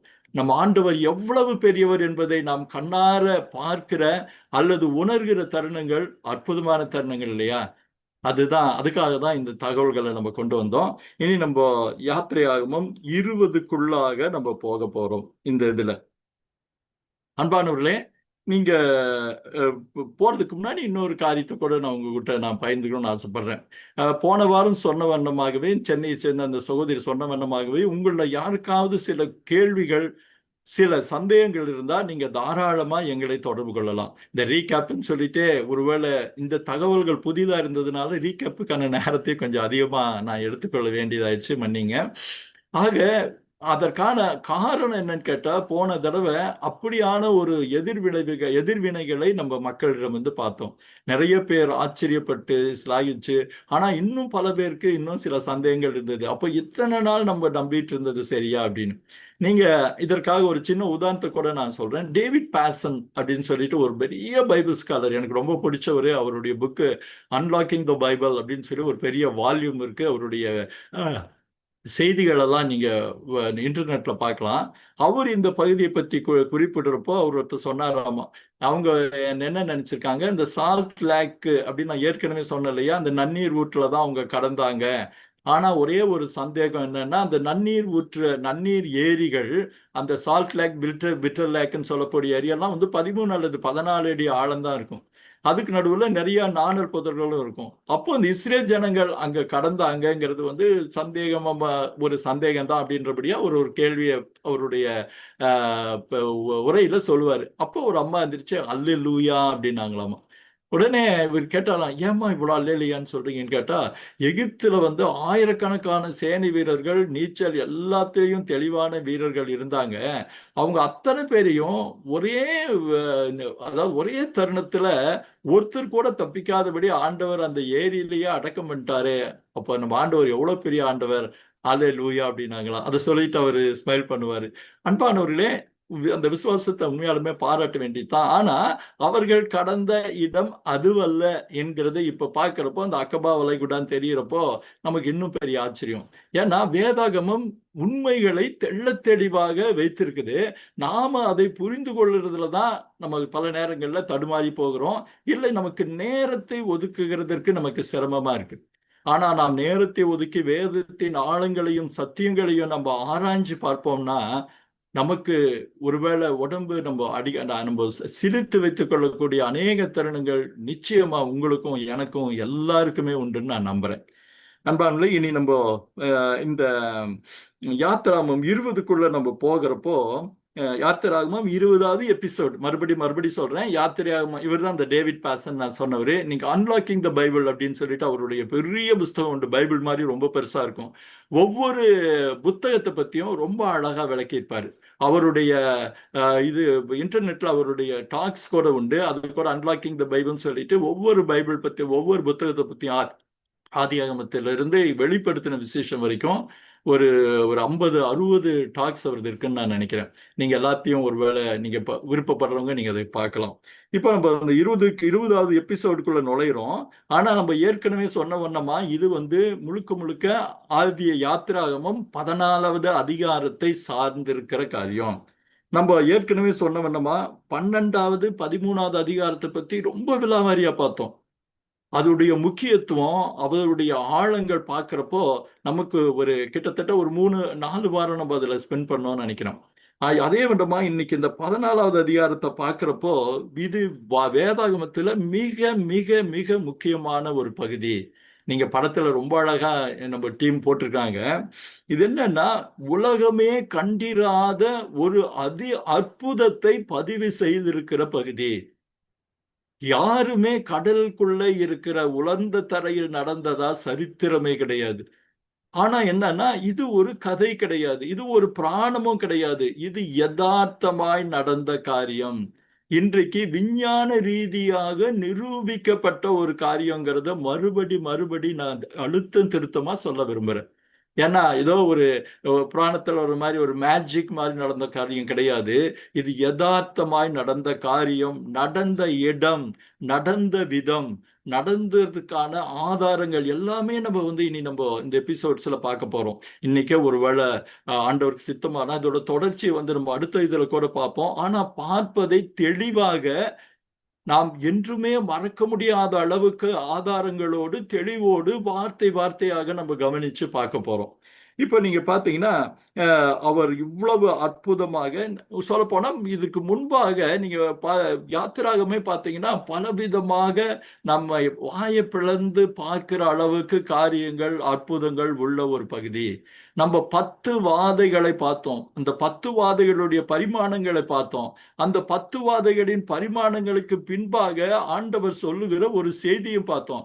என்னன்னா, ஒவ்வொரு காரியத்திற்கும் ஒரு தெய்வம் என்று நினைத்து கொண்டிருந்த அந்த மக்களின் அனைத்து தெய்வங்களும், சொல்ல போனா அது ஒரு ஒரு பெட்டாலியன் ஆஃப் காட்ஸ் அப்படின்னு கூட நம்ம ஒரு வார்த்தைக்காக, ஒரு புரிதலுக்காக சொல்லலாம். அத்தனை பேரும் ஒன்றுமில்லாமல் போவதை நிரூபித்ததுதான் 10 வாதைகள். நம்ம அந்த வாதைகளை பத்தி பார்க்கிறப்போ நீங்க பார்த்திருக்கலாம். அவங்க ஃபெர்டிலிட்டிக்கு யாரை நம்பி இருந்தாங்க, சுபிட்சத்துக்கு யாரை நம்பி இருந்தாங்க. அப்போ அதற்கான பிரச்சனைகள் வர்றப்போ அதை நோக்கி கூப்பிடும் போது அவர்களுக்கு அது பதில் கிடைக்காம போன காரியங்கள் எல்லாத்தையும் பார்த்தோம். அப்போ அந்த 10வது வாதைக்கு ஒரு முத்தாய்ப்பாக, அதாவது சொல்ல போனா நம்ம ஒரு புரிதலுக்காக சொல்ல போனா ஒரு கிளைமேக்ஸ் மாதிரி இந்த கடலை கடக்கிற அனுபவம், கடலை கடந்த அனுபவத்தை இருக்கிற இந்த 14வது அதிகாரத்தை நம்ம பார்க்க போறோம். அப்போ இந்த அதிகாரத்தை ஒரு ஆழமான புரிந்து கொள்ளுதலுக்காக நான் 4 பகுதியாக பிரித்திருக்கிறேன். இந்த நீங்க 14வது அதிகாரத்தை நீங்க அந்த ஸ்கிரீன்ல அந்த டேபிள் காலம் போட்டிருக்காங்க. யாத்திராகமம் 14 1 - 4 வசனங்கள். இது ஆண்டவருடைய முன்னறிவிப்பு. 2வது பகுதி யாத்திராகமம் 14 5 - 9 பார்வோன் சேனைகளின் செயல்பாடு, அங்க நடக்கிற ஒரு காரியம். 3வது பகுதி யாத்திராகமம் 14 10 - 18 இஸ்ரேல் ஜனங்களின் நடுவே நிகழ்ந்த காரியங்கள். 4வது யாத்திராகமம் 14 19 - 31 அந்த நிகழ்ந்த மகா பெரும் அற்புதத்தின் துல்லியமான விவரங்கள். இந்த துல்லியமான விவரங்கள்ங்கிறப்போ நான் ஒரு காரியத்தை உங்களுக்கு கூடவே அடிஷனல் சொல்ல விரும்புறேன். நாம் எந்த ஒரு காரியத்தையும், எந்த ஒரு அழகான பகுதியும் மூல மொழியிலே பார்க்கும்போது அந்த மொழிக்கே உரித்தான நயங்களும் இலக்கிய சுவைகளும் மொழிபெயர்ப்புகளிலே வருவதில்லை. அந்த வேர்ட் பிளே, அதாவது அந்த வார்த்தை ஜாலம், வார்த்தை விளையாட்டு, ஒரு வார்த்தையை சொல்லி இன்னொரு வார்த்தையை உணர்த்துகிற மிக அற்புதமான காரியங்கள் மூல மொழியில் இருந்து நாம் மூல மொழிக்குள் எட்டி பார்க்கும்போது மாத்திரமே நமக்கு வாய்க்கிற அனுபவமாக இருக்கும். இந்த மகா பெரிய அற்புதத்தை அப்படிதான் நம்ம பார்க்க போறோம். ஒருவேளை நம்ம நிறைய டிரான்ஸ்லேஷன்ஸ் பார்த்திருப்போம். ஆனா மூலமொழியில பயன்படுத்தப்பட்ட வார்த்தைகளை பற்றின அழகான இந்த இன்டர் டெக்ஸ்டுவல் ரெஃபரன்சஸ், இந்த வார்த்தையை வைத்து இன்னொரு வார்த்தையை புரிந்து கொள்கிற காரியத்தை நம்ம இந்த அற்புதத்துக்கு நம்ம பார்க்க போறோம். அதுக்கு முன்னாடி இந்த 4 பகுதியுமே நாம ஒருவேளை ஒரு வித்தியாசமான கோணத்துல நம்ம அணுக போறோம். ஒருவேளை இந்த நிகழ்ச்சியை தொடர்ந்து பார்த்துட்டு இருக்கிற நம்ம அன்பான நேயர்களுக்கு ஒரு காரியம் ஞாபகம் இருக்கும். யாத்திரையாகமம் 4வது அதிகாரத்தை பார்க்கிறப்போ, நீங்க நல்லா ஞாபகத்தில் வச்சுங்க, யாத்திரையாகமம் 4வது அதிகாரத்தை நாம் அனலைஸ் பண்றப்போ, அந்த அதிகாரம் புரிதலுக்கு கடினமான ஒரு அதிகாரம், ரொம்ப கடினமான அதிகாரம். ஏன்னு கேட்டா காரியங்கள் மடமடன் மாறிட்டு இருக்கும். இன்னைக்கு முதல் 2 வசனம் ஒண்ணு, 2வது வசனம் ஒண்ணுன்னு, அதை நாம் 6 பகுதிகளாக பிரித்து 6 சீன்ஸா நம்ம அதை செப்பரேட் பண்ணி அந்த 6 காட்சிகளும் எப்படி ஒன்றுக்கொன்று இணைந்து ஒரு புதிய பரிமாணத்தை நமக்கு உணர்த்துதுங்கிறத நம்ம பார்த்தது நம்ம நேயர்கள் பலருக்கு ஞாபகம் இருக்கும்னு நான் நம்புறேன். அந்த 6 பகுதிகளாக பிரித்து பார்க்கும்போது ஒவ்வொன்றும் ஒன்றுக்கொன்று சம்பந்தமில்லாததை போல தெரிந்தாலும், ஆனா அதை ஒட்டுமொத்தமாக பார்த்து முடிக்கும் போது அந்த 6 பகுதிகளும் ஒன்றுக்கொன்று எப்படி இசைவினைப்பாக இருந்தது, ஒண்ணுக்கொண்ணு எப்படி கோஆர்டினேட் ஆயிருந்தது அப்படிங்கிறத பார்த்த ஞாபகம் ஒருவேளை இருக்கும். இன்னைக்கும் நம்ம இந்த 4 பகுதியை பார்க்கிறப்போ 4 விதமான காட்சிக்குள்ளாக நம்ம போகிறோங்கிறத நீங்க ஞாபகத்துல வச்சுக்கிறது நல்லது. ஏன்னா இந்த 4 காட்சிகள், ஒருவேளை நீங்க எல்லாருக்கும் நம்ம இந்த நிகழ்ச்சி பார்க்கிற அநேக பேர் ஊழியக்காரரா இருக்கிறீங்க. நிறைய பேர் ஒருவேளை இந்த லிட்ரேச்சர் பிளஸ் இந்த வேதத்துல ஆழமான ஈடுபாடு கொண்டவங்களா இருக்கீங்கன்னு நான் 100% நம்புறேன். அப்போ என்னுடைய ஒரு சின்ன ஆலோசனை என்னன்னா, அந்த முதல் பகுதிங்கிறப்போ அதற்கான பின்னணியத்தை உங்கள் மனதிலே நீங்கள் கற்பனை செய்து கொள்வது, இந்த பகுதியை புரிந்து கொள்வது, கற்பனைனா இல்லாதது பத்தி இல்ல, அந்த வார்த்தைகளின் அடிப்படையில் அந்த பின்னணியத்தை உங்க மனசுக்குள்ளே நீங்க விசுவலைஸ் பண்ணி பார்த்தீங்கன்னா இந்த பகுதி இன்னும் ஆச்சரியமா இருக்கும். அப்போ யாத்திராகமம் 14 1 - 4 ஆண்டவரின் முன்னறிவிப்பு அப்படின்னு நீங்க பாத்தீங்கன்னா, இந்த பகுதி மோசே ஆண்டவருடன் சொல்லுகிற ஒரு காரியம். 1 - 4 பகுதி. எப்போ இது சொல்றாங்க? நம்ம ஏற்கனவே நம்ம போன பகுதியில முந்தின பகுதியில பார்க்கிறப்போ, இந்த இஸ்ரேல் ஜனங்களுடைய அந்த யாத்திராகமத்தின் பயணத்தில் நாமும் போய் சேர்ந்துக்கிறோம், அவங்க கூடயே வரோம் அப்படின்னு சொல்லிட்டு, எப்படி அவங்க ராம்சேஸிலிருந்து சுக்கோத் ஒரு நாள்ல வந்தாங்க, அந்த சுக்கோத்துல எப்படி அவங்க பாளையம் இறங்கினாங்க, அந்த பாளையம் இறங்குறப்போ ஒருவேளை யாத்திராகமத்தின் 13வது காரியங்கள் நிகழ்ந்திருக்க கூடும். ஏன்னா பல காரியங்கள், இஸ்ரேல் ஜனங்கள் புது அடிமையா இருந்தவங்க விடுதலை ஆயிட்டாங்க. விடுதலையானவங்களுக்கான அடையாளங்கள் என்னன்னு மோசே சொல்லுகிற ஒரு காரியம். அததான் இந்த 13வது அதிகாரத்துல ஏத்தாம்ல அவங்க சுக்கோத்துல அவங்க பாளையம் இறங்கி இருக்கிறப்போ சொன்ன ஒரு காரியம் அப்படின்னு நம்ம சொன்னோம். அவங்க சுக்கோத்துல இருந்து ஏத்தாம் என்ற பகுதிக்கு கிளம்புறாங்க. இந்த ஏத்தாம் பகுதியில வந்து கொண்டு இருக்கிறப்போ ஆண்டவர் ஒரு காரியத்தை செய்யறாரு. என்னன்னா அவருடைய வழிகளை மாற்றுகிறாருங்கிறத நம்ம யாத்திராகமம் 13வது அதிகாரத்துல நம்ம 17வது வசனத்துல பார்க்கிறோம். தேவன் அவர்களை அந்த வழியாய் நடத்தாமல் சிவந்த சமுத்திரத்தின் வனாந்திர வழியாய் ஜனங்களை சுற்றி போக பண்ணினார் அப்படின்ற ஒரு காரியத்தை இருக்கும். அப்போ அந்த பகுதி பார்க்கிறப்போ ஒரு பெரிய ஆச்சரியம். ஏன்னா நீங்க ராம்சேஸ் சுக்கோத்திலிருந்து நீங்க போறப்போ மக்கள் வழக்கமாக போகிற நேர்வழி உண்டு. ஒரு 2 வாரம் 1 மாசத்துல கூட போய் கானான் தேசத்துல போய் சேர்ந்து விட முடியும். ஏன்னா நமக்கு அந்த பழைய ஆதியாமத்துல பாத்தீங்கன்னா கானான் தேசத்திலிருந்து யாக்கோபின் சகோதரர்கள் இங்க வராங்க, எகிப்துக்கு வராங்க, திரும்ப போறாங்க. எல்லாமே ஒரு 3 வார இடைவெளிக்குள்ள அந்த பயண தூரம் அவ்வளவுதான் இருந்தது. அப்போ இந்த வழியிலே அவர்கள் போகாதபடிக்கு ஏத்தாமிலிருந்து அவர்கள் வழியை மாற்றுகிறார் ஆண்டவர்.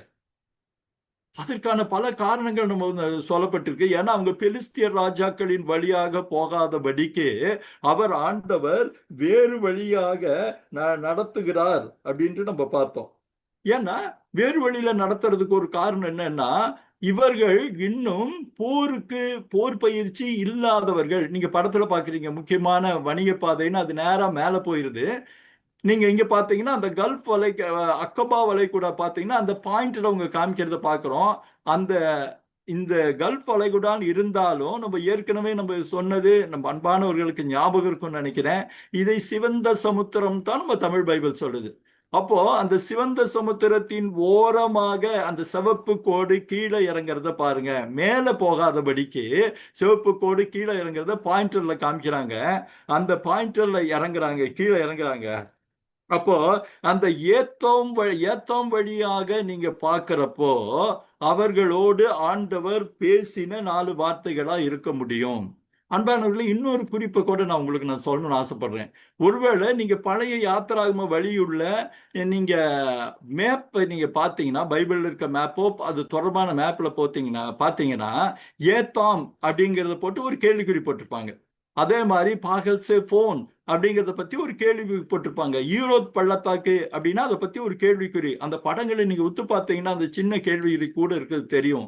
அதற்கான அர்த்தம் என்னன்னா, சீனாய் தீபகற்பத்தில் அந்த 3 இடங்களின் பெயர்களையும் அறுதியிட்டு கூற முடியவில்லை அங்கிற காரியத்துக்காக தான் 3க்கும் கேள்விக்குறி போட்டிருப்பாங்க. ஆனா இங்க அப்படி இல்லை. ஏத்தாமிலிருந்து இருந்து சிவந்த சமுத்திரத்தின் வனாந்திர வழியாக ஆண்டவர் அவர்களை நடத்தி கொண்டிருக்கிறார். அப்போ என்னன்னா, ஆண்டவர் அவர்கள் அவசரமாய் சேர அனுமதிக்கல. ஆனா என்னன்னா, அவர்கள் பல காரியங்களை கற்றுக்கொள்ள அனுப்புகிறார். இந்த வசனத்தை பாருங்க. கர்த்தர் மோசேயை நோக்கி, நீங்கள் திரும்பி மிக்தோலுக்கும் சமுத்திரத்திற்கும் நடுவே பாகல் செபோனுக்கு முன்பாக இருக்கிற ஈரோத் பள்ளத்தாக்கின் முன்னடியிலே நீங்கள் போய் இறங்க வேண்டும் அப்படின்னு அவர் சொல்றார். இப்போ இதுல 3 காரியத்தை நம்ம பார்க்கிறோம். ஏற்கனவே வழி மாத்திட்டாரு. இந்த வழி ஏற்கனவே அல்ல, இது புது வழி.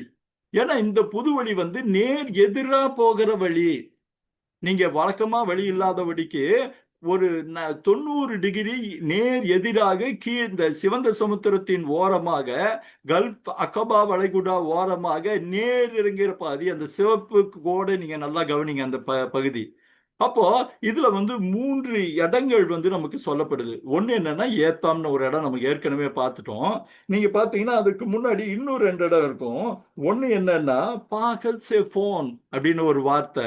இன்னொன்னு என்னன்னா தமிழ்ல ஈரோத் பள்ளத்தாக்கு அப்படின்ட்டு இருக்கும். அதை இங்கிலீஷ்ல பாத்தீங்கன்னா பை ஹிரோத் அப்படின்னு இருக்கும். இப்ப இந்த 3 இடங்கள் வர்றப்போதான் ஆண்டவர் இந்த காரியத்தை மோசேயிடம் முன்னறிவிக்கிறார். அதாவது நீ கடலை கடக்கிறதுக்கு முன்னாடி ஆண்டவர் சில காரியங்களை உணர்த்துகிறார். இப்படிதான் இருக்கும், நீ பயந்துராத அப்படின்னு சொல்ற மாதிரி மோசேக்கு சொல்லுகிற ஒரு காரியங்கள். இதுல நீங்க பாத்தீங்கன்னா அப்பொழுது ஆண்டவர் ரொம்ப தெளிவா சொல்றாரு. அந்த தெளிவா சொல்ற அந்த வார்த்தையை நீங்க பாருங்க. நீங்கள் சொல்லி மிக்தோல்ன்ற வார்த்தை, இந்த 4 இடங்களை பத்தி நம்ம பார்க்க போறோம். நடுவே பாகல் சேப்போனுக்கு முன்பாக இருக்கிற ஈரோத் பள்ளத்தாக்கின் முன்னடியிலே பாளையம் இறங்க வேண்டும் என்று இஸ்ரவேல் புத்திரருக்கு சொல்லு. அதற்கு எதிரான சமுத்திரக்கரையில் பாளையம் இறங்குவீர்களாக. அப்பொழுது பார்வோன் இஸ்ரவேல் புத்திரரை குறித்து அவர்கள் தேசத்திலே திகைத்து திரிகிறார்கள், வனாந்திரம் அவர்களை அடைத்து போட்டது என்று சொல்லுவான். ஆகையால் பார்வோன் அவர்களை பின்தொடரும்படிக்கு அவர்கள் இருதயத்தை கடினப்படுத்தி நானே கர்த்தர் என்பதை எகிப்தியர் அறியும்படி பார்வோனாலும் அவனுடைய எல்லா இராணுவத்தாலும் மகிமைப்படுவேன் என்றார். புரியுதுங்களா? ஆண்டவர் மோசேக்கு முன்னாடியே சொல்லிட்டாரு. ஏன்னா அந்த புது வழி வர்றப்போ மோசேயும் தடுமாறி இருக்கணும், ஒருவேளை திகைத்து இருக்கணும். ஒருவேளை பார்வோன் சேனைகள் திரும்ப வந்தா கூட அவர்கள் இந்த வழி தெரியாதனால அது ஒரு நல்ல போர்த்தந்திரமா இருக்கும்னு மோசே நினைத்திருக்கலாம். அதுவும் உண்மைதான். ஆனா அதை தாண்டி நீங்கள் போகிற இடத்துல என்ன நடக்கும் என்பதை மோசேக்கு ஆண்டவர் முன்னறிவிக்கிற காரியம். ஏன்னா நீ பயப்படாத, இதுதான் நடக்க போகிற காரியம். அப்போ என்ன காரியத்தை ஆண்டவர் சொல்லிட்டாரு? அவங்க அங்கிருந்து கிளம்பிட்டாங்க, பார்வோன் சேனைகள் அங்கிருந்து கிளம்பி வர போறாங்க. ஆனா கவலைப்படாதீங்க, அவங்க உங்களை ஒண்ணும் பண்ண முடியாது. பார்வோனாலும் அவனுடைய எல்லா இராணுவத்தாலும் மகிமைப்படுவேன் என்று சொன்னார் அப்படின்னு நம்ம பார்க்கிறோம். இது மோசேக்கு அவர் சொன்ன ஒரு காரியம். அப்போ மோசேக்கு மனதுல ஆண்டவர் நமக்கு வந்து கைவிடல, நம்மள பார்த்திருக்கிறார் அப்படின்னு சொல்லி ஒரு மனதிலே திடப்பட்டு இருந்திருக்க காரியம்.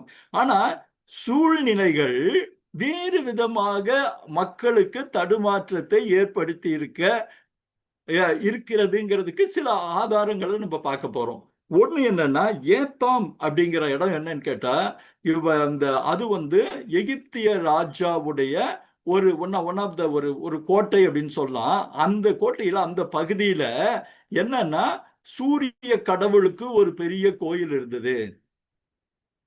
பாத்துக்குங்க, இவங்க எந்த ராவை ஜெயிச்சு வந்தாங்களோ, நம்ம வாதைகள் எல்லாம் பார்த்தோம். அந்த சூரிய கடவுள் வந்து தோற்று போனது காரியத்தை பார்க்கிறோம். அந்த கடவுளுக்கான ஒரு கோயில் வருகிறது. அந்த இடம் வழியா அவர்கள் வந்து எங்க பாளையம் இறங்குறாங்கன்னு பாத்தீங்கன்னா, அதாவது பாஹீரோத்ன்ற பள்ளத்தாக்குல அவங்க இறங்குறாங்க. அதுக்கு எதிராக இருக்கிற இடத்துக்கு பேர் என்னன்னு கேட்டீங்கன்னா பாகல் சேஃபோன் அப்படின்னு. அப்போ இந்த இடத்துக்கு ஆண்டவர் ஏன் பைபிள்ல மென்ஷன் பண்ணிருக்கணும்னா, அதற்கான ஒரு அழகான காரணம் உண்டு.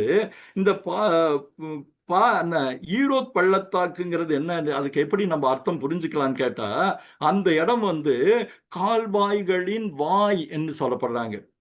அதாவது பலவிதமான கடல், அதாவது மலை நடுவில் இருக்கிற கடல் வழிகளுக்கான ஒரு துவக்கம், ஒரு ஆரம்பம், ஒரு குறுகலான வழி அப்படின்னு. அப்போ அந்த ஈரோத் பள்ளத்தாக்கு அல்லது அந்த பகுதி கொஞ்சம் குறைய எப்படி இருக்கும்னு கேட்டீங்கன்னா, ஒரு லாகூன் போல இருக்கும்.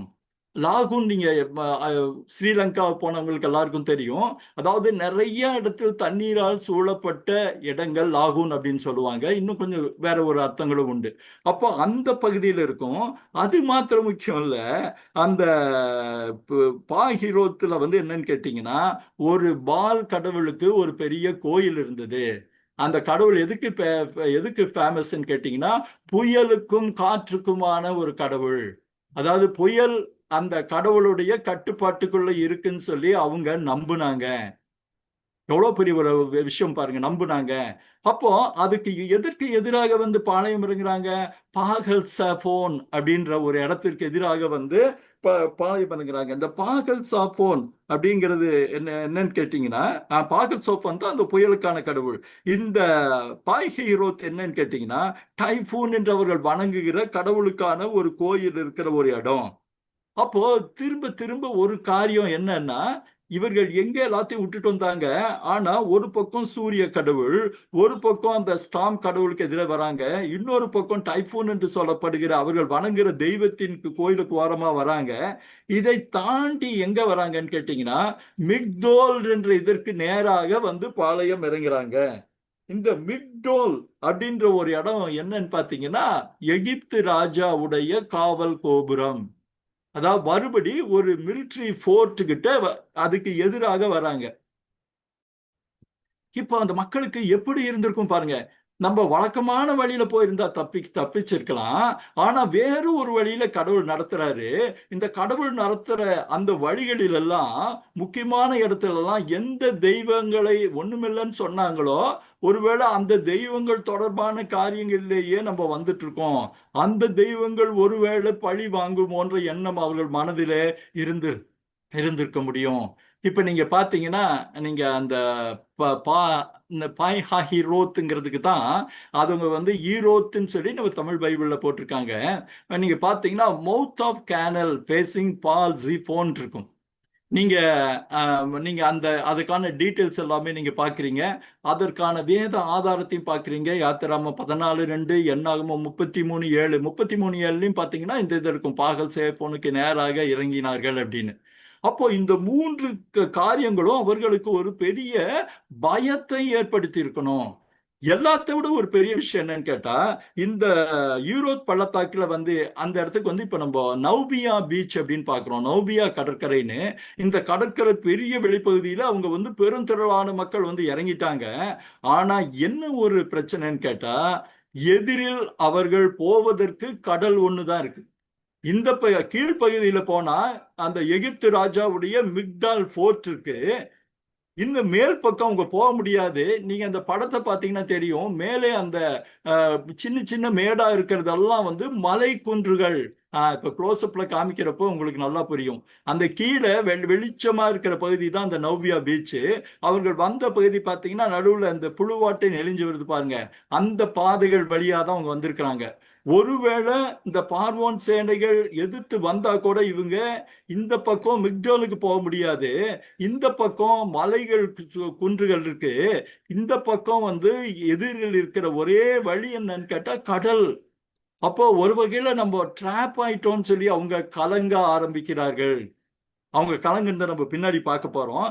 ஆனா அதற்கு முன்பாக ஒரு சிந்தனை. அன்பானவர்களே, இந்த சிந்தனை வந்து எனக்கு இதை பற்றி தியானிச்சுட்டு இருக்கிறப்போ, இதை ஆயத்தம் பண்ணப்போ கடவுள் கொடுத்த சிந்தனை நம்புறேன். பல நேரங்கள்ல நாம் ஆண்டவரை ஏற்று அவரோட வழியில் நடக்கும்போது துவக்கங்கள் ரொம்ப அற்புதமா தான் இருக்கு. ஆனா ஒரு குறிப்பிட்ட நேரத்துல வர்றப்போ ஆண்டவர் நம் வழிகளை மாற்றுகிறார். நம்ம ஆண்டவர் ஏன் இப்படி நல்லா தானே போயிட்டு இருந்தது, ஏன் ஆண்டவர் வழியை மாத்துறான்னு சொல்லி நமக்கு புரியறது இல்ல. அப்படி மாற்றுகிற வழியும் நமக்கு உற்சாகம் தருவதாக இல்லை. மாற்றுகிற வழி நமக்கு உற்சாகம் தருவது அல்ல. ஏன்னா பழைய பிரச்சனைகள் தலை காட்டி நிற்கிறது.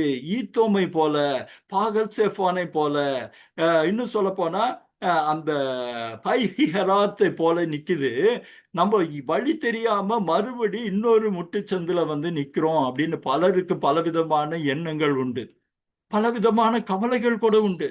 ஐயோ, நம்ம என்ன பண்ணோம், நம்ம ஆண்டவரோட வழியில தான் வந்திருக்கிறோம், ஆண்டவரோட காரியத்தில் தானே வந்தோம், ஆனா ஏன் இந்த நிலைமை வந்துச்சு, எப்படி இந்த நிலைமை வந்துச்சுன்னு சொல்லி கலங்கி தவித்து ஆண்டு இதுல நம்ம பார்வோன் ஜனங்கள் புலம்புற மாதிரி நாம் ஒருவேளை புலம்பிக் கொண்டிருக்க முடியும் இந்த வாழ்க்கை, இந்த நாள் வாழ்க்கையில. உங்க அனுபவமா அது ஒருவேளை இருக்கக்கூடும். என் அனுபவமா பல நேரங்கள்ல இருந்துருச்சு. ஆனா ஒரே ஒரு நம்பிக்கை உண்டு. பிரச்சனைகள் உக்கரமாகும் போது ஆண்டவர் உங்கள் வாழ்க்கையிலும் என் வாழ்க்கையிலும் ஒரு பெரிய அற்புதத்தை செய்ய காத்திருக்கிறார் என்பதை நாம் விசுவாசிக்க வேண்டும். அது நிச்சயமாக நடக்கும். எல்லாமே ஒண்ணுமில்லைன்னு வர்றப்போ ஆண்டவர் திடீரென்று உங்களுக்காக எனக்காக ஒரு அற்புதத்தை ஆயத்தமாக்கி கொண்டிருக்கிறார்னு அர்த்தம். அன்பானவர்களே, இந்த வழி கற்றுக் கொடுக்கிற பாடம் உங்களுக்கும் எனக்கும் அதுதான். எல்லாமே நல்லா வந்தது, அவர்கிட்ட தேடி வந்தப்போ எல்லாம் நல்லா இருந்துச்சு. திடீர்னு இப்படி மாறுச்சு. ஆனா மாறின வழி ஒருவேளை ஏன் தவறோ, மற்ற சூழ்நிலை தவறோன்ட்டெல்லாம் குழம்பி தவிச்சு கொண்டிருக்கீங்களா நீங்க? உங்களுடைய சூழ்நிலைகள் உங்களுக்கு பலவிதமான எதிர்மறையான எண்ணங்களால உங்களை தவிக்க வச்சிட்டு இருக்கா? கவலையே படாதீங்க. ஆண்டவர் உங்களுக்காக உலகம் பார்த்து வைக்கக்கூடிய அற்புதத்தை உங்களுக்காக வைத்திருக்கிறார் என்பதை நாம் புரிந்து கொள்வது மிக மிக மிக நல்லது. அதுதான் இந்த முதல் பகுதி நமக்கு உணர்த்தது. மோசைக்கு ஒருவேளை என்னவா இருக்கலாம், தைரியம் இருக்கலாம். ஆண்டவர் சொல்லியிருக்கிறாரு, ஆண்டவர் எல்லா காரியங்களையும் சொல்லியிருக்காரு, எப்படியும் பண்ணுவாரு. ஆனா மோசையுடைய ஒரே ஒரு சந்தேகங்கள் என்னவா இருந்திருக்கும், எப்படி பண்ண போறாரு, எப்படி பண்ண போறார்? ஏன்னா ஒரு பக்கம் அந்த படைகள், பின்பக்கம் மலைகள், முன்பக்கம் கடல், இன்னொரு பக்கம் அவர்கள் நகர முடியாத சூழ்நிலையின் தடைகள். இந்த நேரத்துல நாலா பக்கமும் தடைகள் சூழ்ந்திருக்க, எதிரே விரிந்திருக்கிற கடல் மாத்திரம்தான் ஒரே வழியா இருக்கிறப்போ இந்த ஆண்டவர் என்ன பண்ணுவாரு? ஆனா எதையாயிலும் பண்ணுவார்னு மோசையை விசுவாசிச்சிருக்க முடியும். ஆனால் மோசையின் விசுவாசம் அந்த மக்களுக்கு ஒருவேளை இல்லாமல் இருந்திருக்கலாம். இல்லாம இருக்கிறதுக்கு வாய்ப்பே இல்லாமல் தான் இருந்திருக்கணும். அவங்க நம்பிக்கை இல்லாம அவங்க தடுமாறி இருக்கணும். ஏன்னா அவங்க புலம்பலை நம்ம அடுத்து பார்க்க போறோம். அப்போ நாம் கற்றுக்கொள்கிற பாடம், சூழ்நிலைகள் எப்படி இருந்தாலும் ஆண்டவர் உங்களுக்கும் எனக்கும் ஒரு அற்புதத்தோடு காத்திருக்கிறார். இந்த முதல் பகுதி அப்போ அந்த காட்சி நம்ம பார்த்தோம். அவர்கள் வந்த வழி, ஒரு இயற்கை சூழ்நிலை, மற்ற காரியத்தை எல்லாம் நம்ம பார்த்தோம். இனி இரண்டாவது பகுதிக்குள்ளாக நாம் போக போறோம்.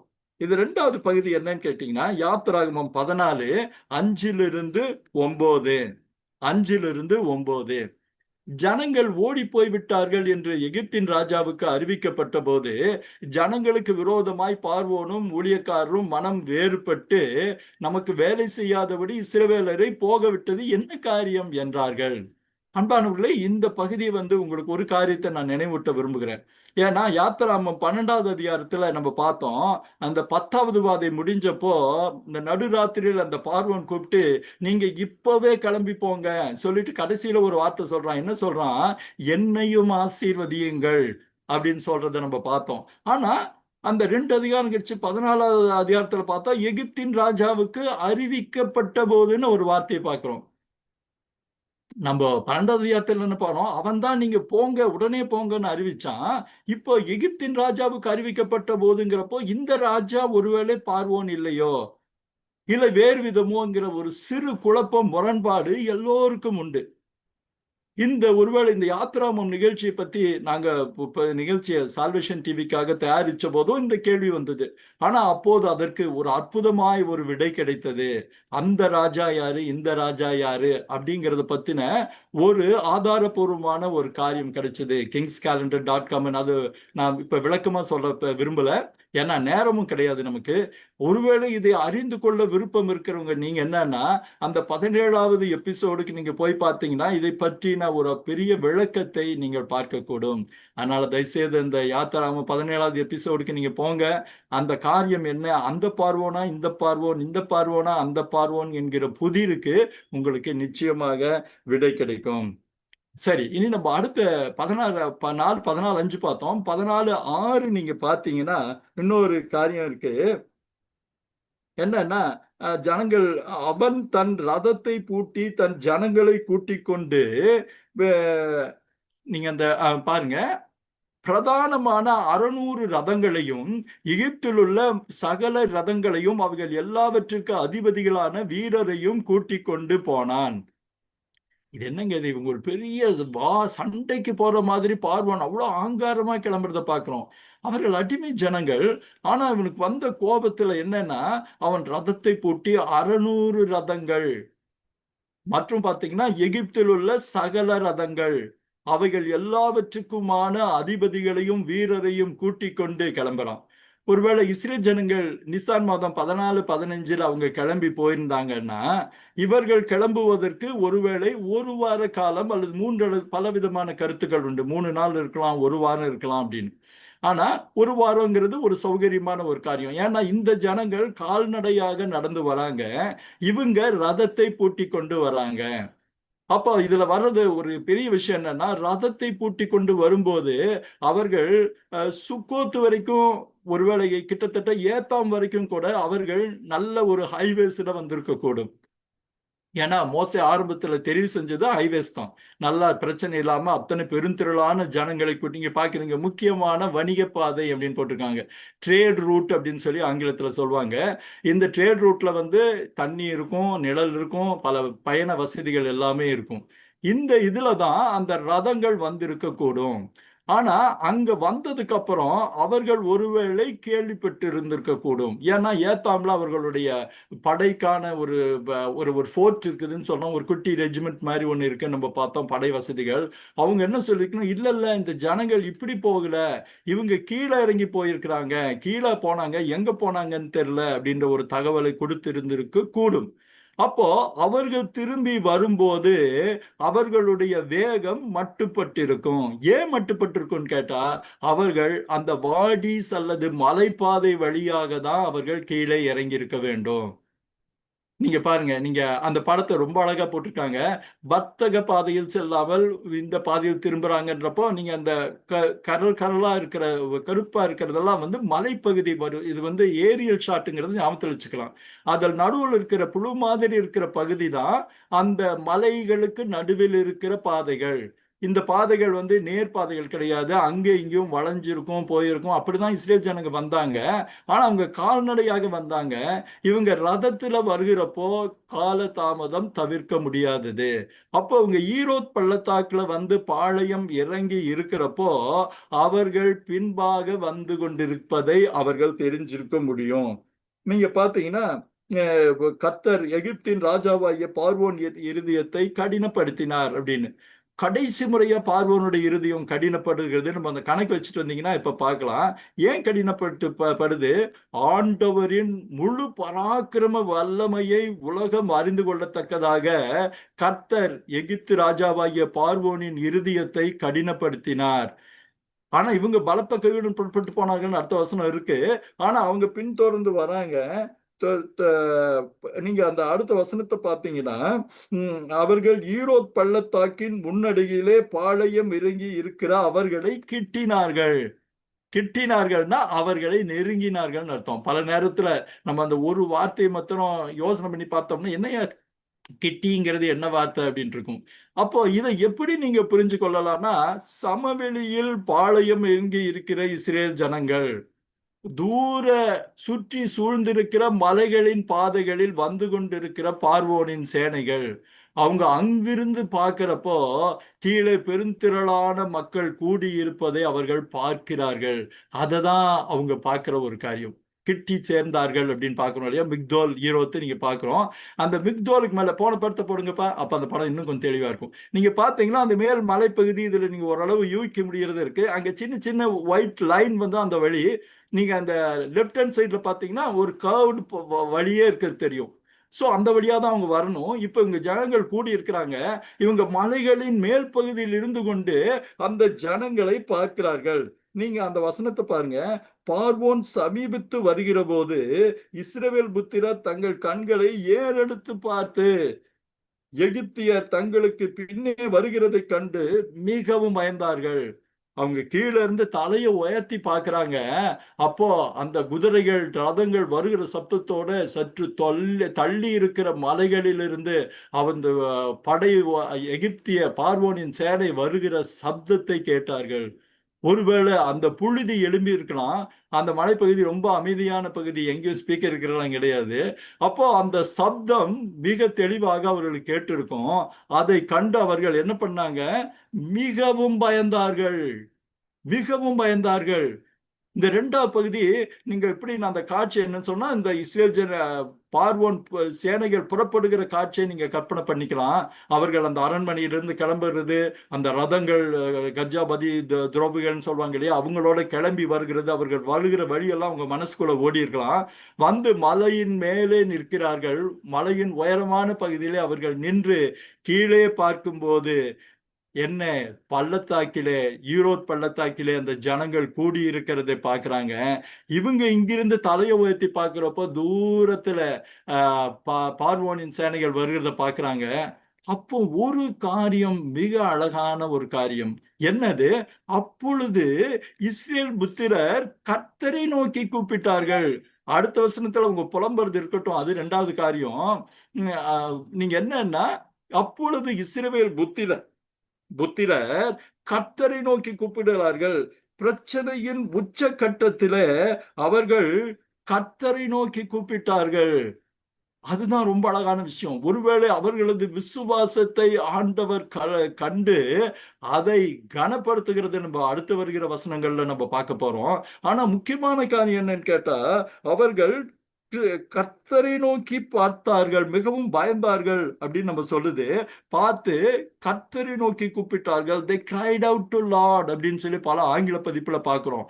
ஆண்டவரை நோக்கி அபயமிடுகிறார்கள், ஆண்டவரை நோக்கி தங்கள் குரலை உயர்த்தி அழுகிறார்கள் அப்படின்னு கூட நம்ம எடுத்துக்க முடியும். அப்போ நீங்க பாத்தீங்கன்னா அதற்கு ஆண்டவர் பதில் சொல்லுகிற காரியம் நம்ம அடுத்த பகுதியில பார்க்க போறோம். ஆனா நீங்க பாத்தீங்கன்னா cried out to the Lordன்னு, அப்போ அவர்கள் செய்த மிக சரியான ஒரு காரியம் என்ன? ஆண்டவரை நோக்கி கூப்பிடுகிறார்கள், வேற யாரையும் நோக்கி கூப்பிடல. நடுவுல மோசே இருக்கிறாப்ல, அந்த மோசையை பார்த்து புலம்புறாங்க, அது வேற. அதற்கு தனி அர்த்தத்தையும் காரணத்தையும் நம்ம பார்க்க போறோம். ஆனா முதல்ல அவங்க என்ன பண்ணாங்க? கர்த்தரை நோக்கி கூப்பிட்டார்கள். கர்த்தர் அவர்களுக்கு பதில் தருகிறது நம்ம மோசே மூலமாக ஆண்டவர் பதில் தருகிற அழகான காட்சியை நம்ம பார்க்கிறோம். அதுல ஒண்ணு மாத்திரம் நான் சொல்றேன். ஆண்டவர் என்ன சொல்றாரு அதற்கு பதிலு? நீங்கள் நீங்க அந்த வார்த்தை மாத்திரம் பாருங்க. கர்த்தர் உங்களுக்கு யுத்தம் பண்ணுவார், நீங்கள் சும்மா இருப்பீர்கள் அப்படின்னு ஆண்டவர் மோசே மூலமா சொல்றதை பார்க்கிறோம். அது இப்ப நம்ம விரிவா பார்க்கறது இல்ல, இந்த வசனத்தை மாத்திரம் பார்க்கறீங்க. அப்போ எதற்கு இந்த வசனத்தை மாத்திரம் இப்ப பார்க்கிறோம்னா, கர்த்தரை நோக்கி கூப்பிடும் போது அவர் உங்களுக்கு உடனடியாக பதில் தருகிறார். ஒரு பெரிய டைம் எடுத்துக்கல, பதில் அப்படி இல்லை. நீங்க ஒண்ணுமே பண்ண வேண்டாம், நீங்க ஒன்னும் பண்ண வேண்டாம், கர்த்தர் உங்களுக்காக யுத்தம் பண்ணுவார். அன்பானவர்களே, நம்ம சற்று முன்பு பார்த்தோம், நம்ம வாழ்க்கை பாதையிலே எல்லா பக்கமும் பிரச்சனைகள் சூழ்ந்து இருக்க, தடைகள் இருக்க, நம்ம என்ன பண்ணுவோம் திகைச்சிருக்கோம். அற்புதத்தை செய்வான்னு சொன்னோம். அப்போ நீங்களும் நானும் செய்ய வேண்டிய ஒரே ஒரு காரியம், கர்த்தரை நோக்கி கூப்பிடணும்.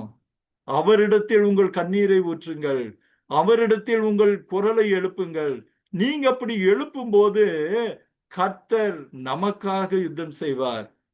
என் வாழ்க்கையில நிறைய தடவை அப்படி ஆயிருக்கு. நிச்சயமா இதை கேட்டுக்கொண்டிருக்கிற அநேக ஊழியக்காரர்கள் இதை கேட்டிருக்கீங்க. அவர்களுக்கு நிச்சயம் இப்படியான சாட்சி இருக்க முடியும் நான் நம்புறேன். ஏன்னா ஆண்டவர் தெளிவா சொல்லிக்கிறாரு, தம்மை நோக்கி மெய்யாகவே தம்மை நோக்கி கூப்பிடுகிற யாவருக்கும் செவியுமா இருக்கிறார் என்று 143 சங்கீதத்துல நம்ம சொல்றதை நம்ம பார்க்கிறோம். அப்போ நம் ஆண்டவர் எப்பேற்பட்ட ஆண்டவர்! நம்முடைய கண்ணீருக்கு பதில் தருகிற ஆண்டவர். நாம் அவரை நோக்கி குரலை உயர்த்தும் போது அதை கேட்கிறவர் சர்வ வல்லமையுள்ள கர்த்தர். இவங்க மிகவும் பயந்தாங்க. எந்த அளவுக்கு பயந்தாங்களோ அந்த அளவுக்கு ஆண்டவரிடம் அவர்கள் புலம்பி இருந்திருக்க கூடும். ஒரு பெருந்திரளான மக்கள், ஆயிரக்கணக்கான மக்கள் தங்கள் வாழ்க்கை பெரிய கேள்விக்குறியாய் மாறும்போது, சுற்றிலும் எதிரில் கடல், சுற்றிலும் மலைகள், பின்பக்கமாக எதிரிகள் வரும்போது தங்கள் வாழ்க்கைக்காக அவர்கள் எந்த அளவிற்கு புலம்பி ஆண்டவரை நோக்கி கூப்பிட்டிருக்க முடியும்னு நம்ம கற்பனை பண்ணி பார்க்க முடியும். அந்த கூக்குரலுக்கு ஆண்டவர் பதில் தந்தார். உங்களுடைய கூக்குரலுக்கும் என்னுடைய கூக்குரலுக்கும் ஆண்டவர் பதில் தருகிறவராகவே இருக்கிறார். இது இன்றைக்கு மாத்திரமல்ல, என்றைக்கும் இருக்கிற காரியம். ஏனென்றால் கர்த்தர் இரக்கத்தில் ஐஸ்வர்ய சம்பன்னராய் இருக்கிறார். அவங்க எவ்வளவுதான் பண்ணியிருந்தாலும் அவரை நோக்கி கூப்பிடும் போது அவர் நிச்சயமாக பதில் தருகிற கர்த்தராகவே இருக்கிறார் என்பதுதான் பெரிய ஆச்சரியம். இனி நம்ம இந்த 2 பகுதியை பார்த்துட்டோம். 3வது பகுதியும் 4வது பகுதியும் இப்ப நேரம் கருதி நம்ம அடுத்த வாரம் தான் நம்ம பார்க்க போறோம். அதுவும் இதே மாதிரி 2 காட்சியை கற்பனை பண்ணிக்கிங்க. முதல்ல அந்த ஏத்தோம் பள்ளத்தாக்கில் அவர்கள் நடந்து வந்த காட்சி ஒருவேளை உங்க மனக்கண்கள்ல ஓடி இருக்க கூடும். அந்த மலைப்பகுதி அவர்கள் நடந்து வந்தது, திடீர்னு ஒவ்வொரு இடமா பார்க்கறது, இந்த 3 கோயிலை பார்த்த உடனே அவங்க மூட் அவுட் ஆகி உட்கார்ந்தது, அப்புறம் சுற்றிலும் இருக்கே நம்ம தப்பி போக வழியே இல்லைன்னு புலம்புனதெல்லாம் உங்க மனக்கண்கள்ல ஓடி இருக்க முடியும். இந்த 2வது காட்சியில இந்த பார்வோன் சேனைகள் தொடர்ந்து வருகிற அந்த குதிரை குளம்படிகளின் சத்தம் கூட உங்க மனசுல கேட்டிருக்கும்னு நான் நம்புறேன். அந்த காட்சி ஒருவேளை உங்க மனக்கண்களை ஓடிட்டு இருக்கும் நம்புறேன். இப்ப 2 பேரும் இறங்கிட்டாங்க. கீழே இஸ்ரேல் ஜனங்கள் இருக்கிறாங்க. சற்று தள்ளி மலைக்கு மேலே பார்வோனின் சேனைகள் இருக்கிறாங்க. இந்த நேரத்தில் நடந்தது என்ன? நம்ம அடுத்த எபிசோட்ல தான் நம்ம பார்க்க போறோம். எப்படியாக ஆண்டவர் ரட்சித்தார், என்ன அழகாக ரட்சித்தார், எவ்வளவு புத்தி கெட்டாத அற்புதத்தை ஆண்டவர் எப்படி நிகழ்த்தினாருங்கிறத நம்ம அடுத்த எபிசோட்ல நம்ம பார்க்க போறோம். இப்போ நம்ம கண்களை மூடி ஆண்டவரை நோக்கி பார்க்கலாம். பரிசுத்தமான தகப்பனே, எவ்வளவு அற்புதமான தெய்வம் சுவாமி நீங்க. ஆண்டவரே, நாங்கள் நினைக்கிறதற்கும் யோசிக்கிறதற்கும் அதிகமாய் கிரியை செய்கிற தெய்வம் பா நீங்க. ஆண்டவரே, நீங்க இப்படிதான் எங்களை விடுதலை செய்வீங்கன்னு நாங்க எதிர்பார்க்காத வகையில எங்களை விடுதலை செய்கிற தெய்வம். எல்லாவற்றை விட ஆண்டவரே, நாங்கள் எப்படியாக இருந்தாலும் நோக்கி அழும்போது எங்கள் குரலை கேட்கிற தெய்வமாகவே நீங்க இருக்கிறீங்கப்பா. இது எங்களுக்கு எவ்வளவு பெரிய ஒரு நம்பிக்கை சுவாமி. இதை விட நம்பிக்கை வேறு யார் எங்களுக்கு தர முடியும் ராஜா? எங்கள் வாழ்க்கை கேள்விக்குறியாக இருக்கும் போது அதை ஆச்சரியக்குறியாக மாற்றுகிற ஒரே கடவுள் நீங்க தானே சுவாமி. எங்கள் புலம்பலை ஆனந்த கழிப்பாக மாற்ற பண்ணுகிற ஒரே கடவுள் நீங்க தானே ஆண்டவரே. எங்கள் பிரச்சனைகளை பெரிதாக எங்கள் கண்களை உறுத்தி எங்களை தாக்கும் போது எங்களை அழகாக விடுவித்து உமது செட்டைகளின் மறைவிலை வைத்து காப்பாற்றுகிறவர் நீங்க தானே சுவாமி. மனதார உங்களுக்கு நாங்க நன்றி சொல்கிறோம். நாங்கள் அழ வேண்டிய அவசியம் இல்லை. நாங்கள் புலம்பி தவிக்க வேண்டிய அவசியம் இல்லை. எங்கள் கண்ணீரெல்லாம் உம்மிடத்திலே மாத்திரம் இருக்கட்டப்பா. நாங்கள் மற்றவர்கள் முன்பாக நாங்கள் எங்கள் ஆண்டவர் பெரியவர் என்று சொல்லும் போது பெரிய ஆண்டவர் எங்களுக்கு விடுதலை தருகிறதை எங்கள் வாழ்க்கையின் போக்காக நாங்கள் பார்க்கிறோம். எங்கள் வாழ்க்கையில் அனுபவ சாட்சிகளாக இதோ இந்த ஆன்லைன்ல கூடியிருக்கிற அநேக ஊழியக்காரர்களும் விசுவாசிகளும் கண்டிருக்க முடியும் ராஜா. அவர்கள் ஒருவேளை இந்நேரம் கண்ணீரோடு அவர்கள் பெற்ற விடுதலை பற்றின ஞாபகங்கள் மனதிலே வந்து இப்போதும் உம்மை துதித்திருக்க கூடும் என்று நம்புகிறோம். ஏனென்றால் நீர் அத்தனை பெரிய கடவுள், அத்தனை பெரிய தெய்வம், அவ்வளவு பெரிய தெய்வம் ராஜா. இந்த ராத்திரியில எங்களை மீண்டுமாய் உன் பாத்தண்டையிலே நாங்கள் ஒப்பு கொடுக்கிறோம், உங்களை தாழ்த்துகிறோம். ஆண்டவரே, இந்த நிகழ்ச்சிகளை நீர் ஆசீர்வதியும் ராஜா. இதோ இந்த யூடியூபில் பார்க்கிற மக்களுக்காக ஜெபிக்கிறேன். இதோ அவர்கள் எந்த சூழ்நிலையில் இந்த யூடியூப்ல இந்த காரியங்களையும் இந்த செய்திகளையும் பார்த்தாலும் ஆவியானவர்கள் உள்ளத்திலே கிரியை செய்து நீர் எப்பேற்பட்ட தேவன் என்கிற சிலிர்ப்பை அவர்களுக்கு தரும்படியாய் நான் ஜெபிக்கிறப்பா. அந்த உணர்வினை நீங்க தரும்படியாய் நான் ஜெபிக்கிறேன். கேட்கிற ஒவ்வொருவரையும் கர்த்தர் ஆசீர்வதிப்பீராக.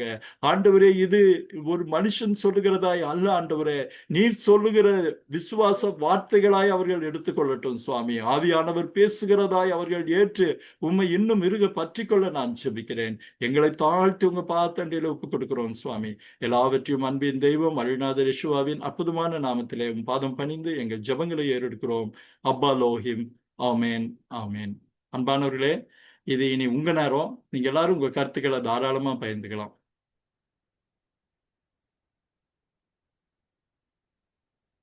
அங்கிள் பிரசாத் சொல்லுங்க பிரசாத். அங்கிள் ரொம்ப நல்லா இருந்தது. ஃபர்ஸ்ட் ரொம்ப தேங்க்ஸ் அங்கிள்.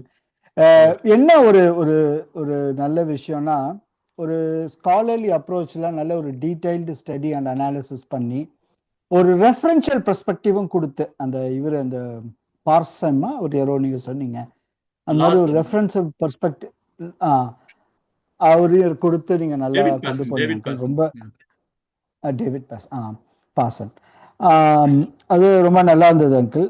நான் என்னன்னா, ஆனா ஒரு ஹானஸ்ட் ஃபீட்பேக் அங்கிள், நிறைய இன்ஃபர்மேஷன் நகட்ஸ் போகுது உள்ள. எங்க கெப்பாசிட்டிக்கு எல்லாத்தையும் எடுத்துக்கிறதுனா கொஞ்சம் கஷ்டம். பட் அதனால உங்க வீடியோஸ் நாங்க மறுபடியும் பார்க்க வேண்டிய சூழ்நிலைக்குள்ள போறோம். பார்த்து கொஞ்சம் நோட்ஸ் எடுத்து போக வேண்டியதா. அப்படிதான் போகுது இது, which is a good thing. ஆனா இன்னைக்கு நான் பதிவு பண்ணிக்கிற ஒரு காரியம் அங்கிள், ரொம்ப அழகா ஒரு பாயிண்ட் நீங்க ரொம்ப அழகா சொன்னீங்க. எப்படி வேணாலும் ஆண்டவர் கொண்டு போயிருக்கலாம். ஆனா அந்த வனாந்திர சீக்கு வழியா, though you clearly pointed out, எந்த இது வழியா கூட்டிட்டு வந்திருக்காங்க, மக்கள் பெர்ஸ்பெக்டிவ் முன்னாடி அறிவிக்கப்பட்ட வழி வேற, ஆனா இந்த வழியெல்லாம் கூட்டு போறாங்க. இந்த மேப்ல எல்லாம் அழகா போட்டு கூட்டு வந்தீங்க. எனக்கு ஒரே ஒரு தாட் அங்கிள், ஏன் ஆண்டவர் அந்த வழியில கூட்டிட்டு வந்தாரு அப்படின்னு வச்சு பார்க்கும்போது, Israel is called to be a leader. ஒரு லீடர் மெட்டீரியலை ஆண்டவர் எப்படி உருவாக்குறாருங்கிற ஒரு இதை வைக்கிறாரு அந்த இடத்துல. அந்த மாதிரிதான் நம்மளும் இப்ப இன்னைய காலகட்டத்துக்கு இந்த வேதாகம பகுதியை ஒப்பாக நான் எப்படி எடுத்துக்கணும்னா, நம்மளே ஆண்டவர் ஒரு லீடர், மற்றவர்களுக்கு மத்தியில லீடர். எப்படி இஸ்ரேல் மற்ற நேஷன்ஸ்க்கு முன்னாடி லீடரா கொண்டு போறோம்னா, ஒரு பாதையில கொண்டு போறாரு, ஒரு வனாந்திர பாதையில. அதுல ஒரு விசுவாச பிரதிபலன் அவர் எதிர்பார்க்கிறாரு. அதை பிரதிபலிக்கும் போது அதை ஒரு சீடு மாதிரி வச்சுக்கிட்டு ஆண்டவர் அற்புதங்களை செய்யறாரு. இது ஒரு லீடர்ஷிப் டைனமிக்ஸ். இப்படிதான் ஆண்டவர் நடத்துற ஒரு விதம் இப்படிதாங்கிறத நான் புரிஞ்சுக்கிறேன். ஏன்னா நீங்க அந்த பாயிண்ட் ரொம்ப அழகா ஸ்ட்ரெஸ் பண்ணீங்க. ஏன்னு நமக்கு தெரியல இதுன்னு பல, ஆனா ஆண்டவர் இதுல கொண்டு போறாருன்னு சொல்லி இது பண்றாருன்னு நீங்க சொன்னீங்க. அது ரொம்ப நல்லா இருந்தது. ஒண்ணு, இப்ப இதுவா ஒரு ஏத்திஸ்டிக்கா ஒரு கேள்வி வருது அங்கிள். எல்லாருமே ஆண்டவர் ஏன் கடினப்படுத்தி அடிக்கிறாரு அப்படின்னு வரும்போது, நீங்க அழகா ஒரு ரெஃபரன்ஷியல் இது கொடுத்தீங்க. அந்த இடத்துல ஒவ்வொரு இதுக்கு வாதைகளுக்கு பின்னாடி ஒரு தெய்வங்கள் இருக்கு அப்படிங்கறத முன்கூட்டியே நீங்க கொண்டு போனீங்க. whenever we challenge the sovereignty of God, then he proves his sovereignty. அதுக்காக அந்த கடினத்துக்கு அவர் ஒப்பு கொடுக்கிறாரு. அப்படித்தான் நான் புரிஞ்சுக்கிறேன் அங்கிள். இல்லைன்னா ஆமா, அது ஒரு நல்ல இன்னைக்கு எனக்கு ஒரு ஸ்ட்ராங் டேக்அவே அது. அதனாலதான் அதை நான் ரிஜிஸ்டர் பண்ணிக்கிறேன் இந்த இடத்துல. ஏன்னா இல்லைன்னா ஆண்டவர் கடினப்படுத்துறவர் கிடையாது இல்லைங்களா? சும்மா கடினப்படுத்த அடிக்கிறதுக்கு எதுக்கு பண்ணணும்? அவங்களும் மனுஷங்க தானே. ஆனா அவரோட சாவரிட்டியை சேலஞ்ச் பண்ணும்போது அதுல உங்க reference point was very useful. அவங்க பின்னாடி இருந்த வாதைகளுக்கு பின்னாடி ஒரு தெய்வம் இருந்துச்சு. அதனாலதான் ஆண்டவர் கடினப்படுத்தி இது பண்ணாரு. Thank you uncle. But God bless you uncle. Prasad, thank you Prasad. ஏஎஸ்ல இருந்து காலையிலேயே உங்களுடைய பார்ட்டிசிபேஷன் ரொம்ப சந்தோஷமா இருக்கு. அதான் தூரதேசத்துல இருந்து வரக்கூடிய இப்படியான ஒரு இன்புட்ஸ் எங்களுக்கு எல்லாத்துக்குமே ஒரு பெரிய சந்தோஷம். Thank you Prasad, thank you. Praise the Lord. I am Bobby Samuel. Bobby சொல்லுங்க பாபி. தேங்க்யூ நீங்க வந்ததுக்கு ரொம்ப சந்தோஷம். Okay, thank you. Your presentation is very pleasing to me. ரொம்ப சந்தோஷம். எனக்கு ஒரு டவுட் மட்டும் இருக்குது. அந்த டவுட் கேட்கறதுக்கு முன்னாடி எனக்கு முன்னாடி ஒரு கேள்வி கேட்ட பிரதர் பிரசாத் அவர்களுக்கு வசனத்தின் வாயிலாக ஒரு பதில் இருக்கிறது. அது டியூட்டரானமி 8:2. அங்க என்ன சொல்லுதுன்னு கேட்டீங்கன்னா, you shall remember all the way which the Lord your God has led you in the wilderness these 40 years, that he might humble you, testing you to know what was in your heart, whether you would keep his commandments or not. ஓகேங்களா? அடுத்தது ஆமா. என்னுடைய ஒரு பிரதான doubt என்னன்னு கேட்டீங்கன்னா, uncle அவரு இந்த வசனத்தை அங்கிள் சொல்லிட்டு இருக்கும்போது நான் ஜீட்டோனி ஃபுல்லா 8 ஃபுல்லா படிச்சேன். உண்மைதான். அது நீங்க எடுக்கும்போதே நான் அந்த வசனத்தை எடுத்து ரெடியா வச்சிருந்தேன். Okay thank you okay okay thank you.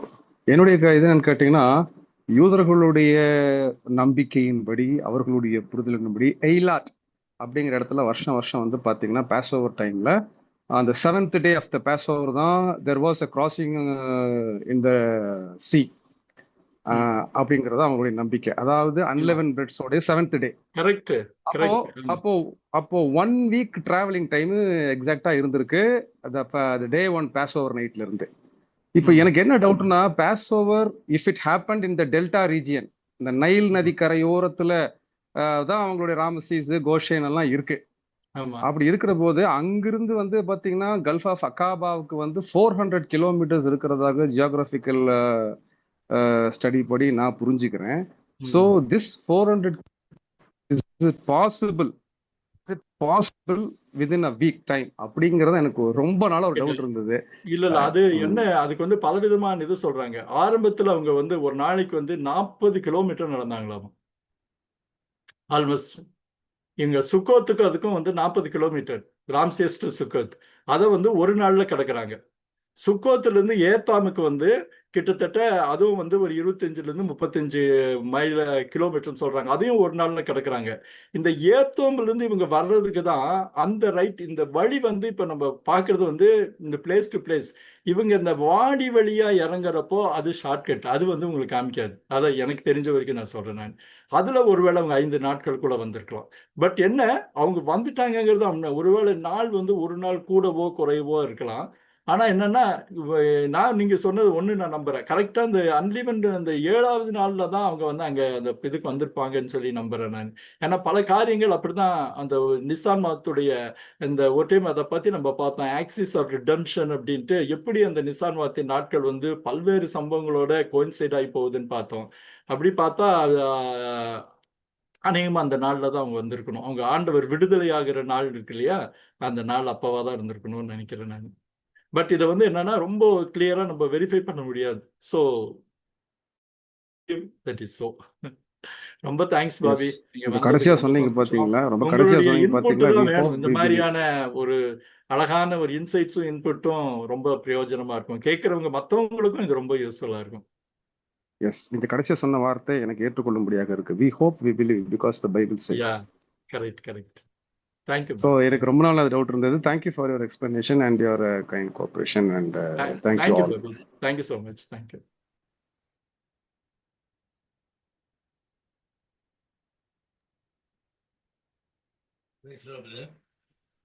சொல்லுங்க பிரதர். நல்லா இருந்துச்சு. ரொம்ப வெரி டீட்டெயிலா போகுது. ரொம்ப ஆழ்ந்து படிக்கிறதுக்கு ஆச்சரியமா இருக்கு எங்களுக்கு. என்னென்ன நம்ம நார்மலா சாதாரணமா படிச்சுட்டு போறதுக்கும் இவ்வளவு ஒரு ஆழமான சத்தியங்களை உள்ள கொஞ்சம் எல்லாத்துலயுமே கடவுள் வந்து வேதம் பொய்யானது இல்லைங்கிறது மட்டும்தான் மறுபடியும் நம்ம ஆண்டவர் நம்ம எத்தனையோ பேருக்கு நமக்கு மற்றவர்கிட்ட பேசுறதுக்கு நல்ல வாய்ப்பு இதுல நிச்சயமா இருக்கும். ஏன்னா நாங்களும் நல்ல கத்துக்கலாம், மற்றவர்கிட்ட பேசுறப்பையும் அது தெரிஞ்சுக்கிறதுக்கு ஒரு நல்ல வாய்ப்பு இருக்கு. அது ரொம்ப இருக்கு. நல்ல அந்த பாதைகளா இருக்கட்டும். ரொம்ப முக்கியமான ரொம்ப பிடிச்சது வந்து கடவுள் ஆண்டவர் வழிகளை மாற்றுகிறார். ஏன் நம்மளுக்கு வந்து பிரச்சனைகள் இருந்தாலும் கூட அதை மாத்துறதுக்கு உண்டான காரணங்கள் என்னங்கிறத அது வந்து நிச்சயமா அது முடிஞ்ச பிறகுதான் நம்ம உறுதிப்படுத்த முடியுது. அது வந்து இந்த 14ஆம் அதிகாரத்துல அதிகமா நம்ம கத்துக்க மாதிரி அது மாதிரி நிறைய நல்ல காரியங்களை பேசினாங்க. அதன் மூலமா நிறைய கத்துக்கிட்டோம். ரொம்ப நம்ம நன்றி பிரதர். தேங்க்யூ. Thank you brother. ரொம்ப அழகா சொன்னீங்க. உண்மையாலுமே எனக்கு அது முழு உடன்பாடு உண்டு. ஆண்டவர் ஒரு நோக்கத்தை வச்சிருப்பாரு எல்லாத்துலயும். எல்லாத்துலயுமே ஒரு நோக்கம் இருக்கும். ஒரு படிப்பனையை கொடுக்கறதுலயும் நினைக்கலாம் நம்ம என்னடா இவ்வளவு சிரத்தை எடுத்து இவ்வளவு கம்பாரிசனு, நிறைய புக்ஸ் படிச்சிருக்கீங்க, அந்த புக்கெல்லாம் எங்களுக்கு சொல்றீங்க, எங்களே அது படிக்க ஒரு தோன்ற மாதிரி இருக்கு. ஆனா எல்லாத்துக்கும் ஒரு காரணம் இருக்கு. கத்தருக்கு நிச்சயமா அந்த நடத்துறதுக்கு ஒரு காரணம் இருக்கும். அது ஆண்டவர் வந்து நிச்சயமா தெளிவுபடுத்தா நான் விசுவாசிக்கிறேன். கண்டிப்பா பிரதர், கண்டிப்பா. அன்பானவர்களே, நான் பல புக்ஸ் இப்ப நாங்க ரெஃபரன்ஸ் எடுத்ததெல்லாம் உங்களுக்கு சொல்றதுக்கான ஒரு காரணம் என்னன்னா, வாய்ப்பு இருக்கிறவங்க அதை நீங்க போய் பார்க்கணும்னு. முக்கியமா எனக்கு ரொம்ப பிடிச்சவர் டேவிட் பாசன். ரொம்ப ரொம்ப ஒருவேளை உங்களுக்கு வந்து பைபிள்ல ஏதாவது ஒரு புத்தகங்கள்ல வந்து ஒரு சின்ன சந்தேகங்கள் இருந்ததுன்னா இங்க அந்த அன்லாக்கிங் த பைபிள் அப்படின்ட்டு அந்த புஸ்தகத்தை நீங்க படிக்கும்படி உங்களுக்கு நான் ரெக்கமெண்ட் பண்றேன். அதை விட நீங்க ஒருவேளை புக்கு கிடைக்கிறது உங்களுக்கு சிரமமா இருந்ததுன்னா நீங்க இன்டர்நெட்ல போய் டேவிட் பாசன் அண்ணா இந்த அன்லாக்கிங் த புக்கான பைபிள் அப்படின்னு நீங்க பார்க்கலாம். அந்த இதுதான் அந்த புக்கு. அந்த புக்கு அழகா படம் போட்டு நம்ம மக்கள் எடுத்து போட்டாங்க. இந்த புக்கை நீங்க பாத்தீங்கன்னா அன்லாக்கிங் த பைபிள் அந்த படத்தை நீங்க பாருங்க. ஒவ்வொரு இருக்கு. சாப்டருக்கும் ஒரு 30 நிமிஷத்துல வந்து அதுல இருக்கிற மெயின் பாயிண்ட்ஸ் என்ன அழகா அதை டீல் பண்ணியிருக்காருன்னு. பட் ஜெனிசிஸ் எல்லாம் வந்து ஒரு 3-4 மெசேஜ் இருக்கும், 2 ஹவர்ஸ் மெசேஜ் இருக்கும். சில புஸ்தகங்கள்லாம் ரொம்ப அழகா இருக்கும். இதுல வந்து இந்த ஜோனா பத்தின வாயு இதெல்லாம் வந்து வாய்ப்பே இல்லை, அவ்வளோ அழகா இருக்கும், அவ்வளோ அருமையா இருக்கும். இந்த டேவிட் பாசன் இது இருக்கும். அப்புறம் அதே மாதிரி டாக்டர் கேரி எல்ம்ஸ் அப்படின்ட்டு கார்மன் எல்ம்ஸ்ன்ற ஒரு அம்மா இருக்காங்க, நியூ டெஸ்டமென்ட் டீச்சர். அவங்களையும் நீங்க பாத்தீங்கன்னா ரொம்ப நல்லா இருக்கும். காலின் ஹம்ப்ரியுடைய புக்கை பாருங்க, மோர் சயின்டிபிக் பெர்ஸ்பெக்டிவ். இவங்க தான் இந்த டாக்டர் கார்மன் எல்ம்ஸ்ன்னு பேரு. இவங்க வந்து தோரா டியூஸ்டே அப்படின்னு சொல்லிட்டு ஒரு ப்ரோக்ராம் வைப்பாங்க. அதுல வந்து ரொம்ப அழகா சொல்லுவாங்க. எனக்கு இவங்க கார்மன் எல்ம்ஸ் கிட்ட பிடிச்ச விஷயமே என்னன்னா மூல மொழியில் இருக்கிற அந்த வார்த்தைகளின் நயத்தையும் அழகையும் ரொம்ப அழகா சொல்லுவாங்க. இன்னைக்கு நம்ம அந்த சி கிராசிங்க பாத்தீங்கன்னா நமக்கு தெரியும், ஆண்டவர் வந்தாரு, மோசே கோலை நீட்டினாரு, 2ஆ பிரிஞ்சது அப்படிங்கிறது தான் நம்ம புரிஞ்சிட்டு இருக்கோம். ஆனா ஆண்டவர் அந்த மூல மொழியில எத்தனை இலக்கிய நயத்தோட எத்தனை அழகா சொல்லியிருக்காருங்கிறத வந்து அதற்கான நிறைய குறிப்புகளை அந்த கார்மன் எல்ம்ஸ் கிட்ட இருந்து தான் எடுத்திருக்கோம். அப்கோர்ஸ் மற்றவங்க கிட்ட இருந்து எடுத்திருக்கிறோம். ஆனா என்னன்னா கார்மன் எல்ம்ஸ் கிட்ட எனக்கு ரொம்ப பிடிச்ச விஷயம் அதுதான், ரொம்ப அழகா இருக்கும். அதே மாதிரி நமக்கு ஏற்கனவே சொன்ன மாதிரி நிறைய சபாட் ஓஆர்ஜி அதுல இருந்து எடுத்திருக்கோம். அப்புறம் அது இல்லாம கால்வின்ஸ் கமெண்ட்ரி வந்து நீங்க பைபிள்ல நீங்க பார்க்கலாம். இந்த ஒவ்வொரு வேத பண்டிதர்களுடைய பார்வையும் ரொம்ப பிரமாதமா இருக்கும்.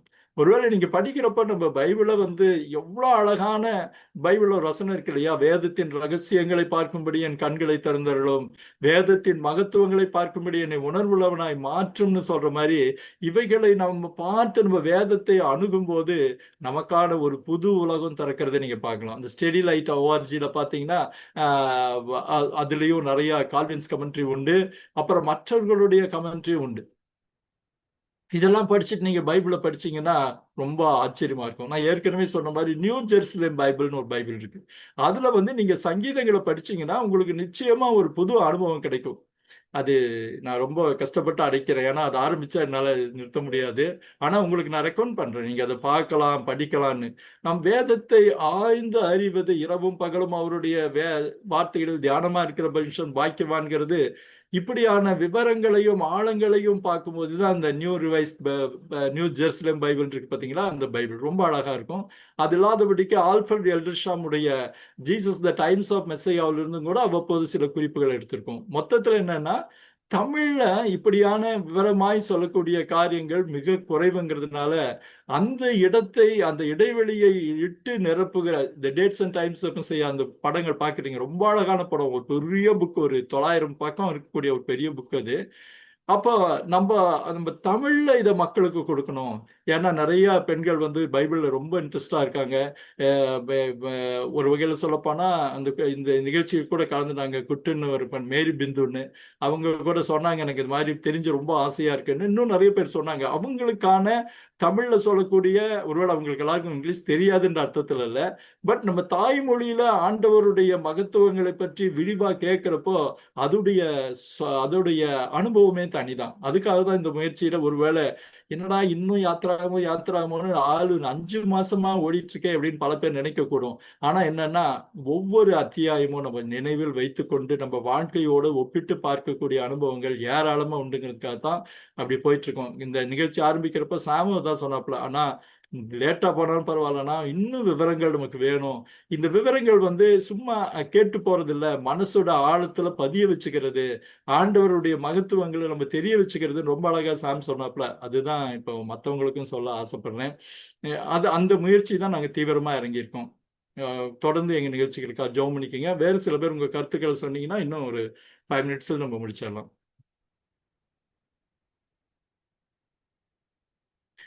இவரு சேதுராமன் போயிட்டாரா? வந்திருந்தார் சேதுராமன். அவருடைய பார்வை தெரியணும்னு ஆசைப்பட்டேன். போயிட்டாங்கன்னு நினைக்கிறேன். ஓகே ஓகே, சரி. வேற புதுசா வந்தவங்க சொன்னீங்கன்னா ரொம்ப நல்லா இருக்கும்.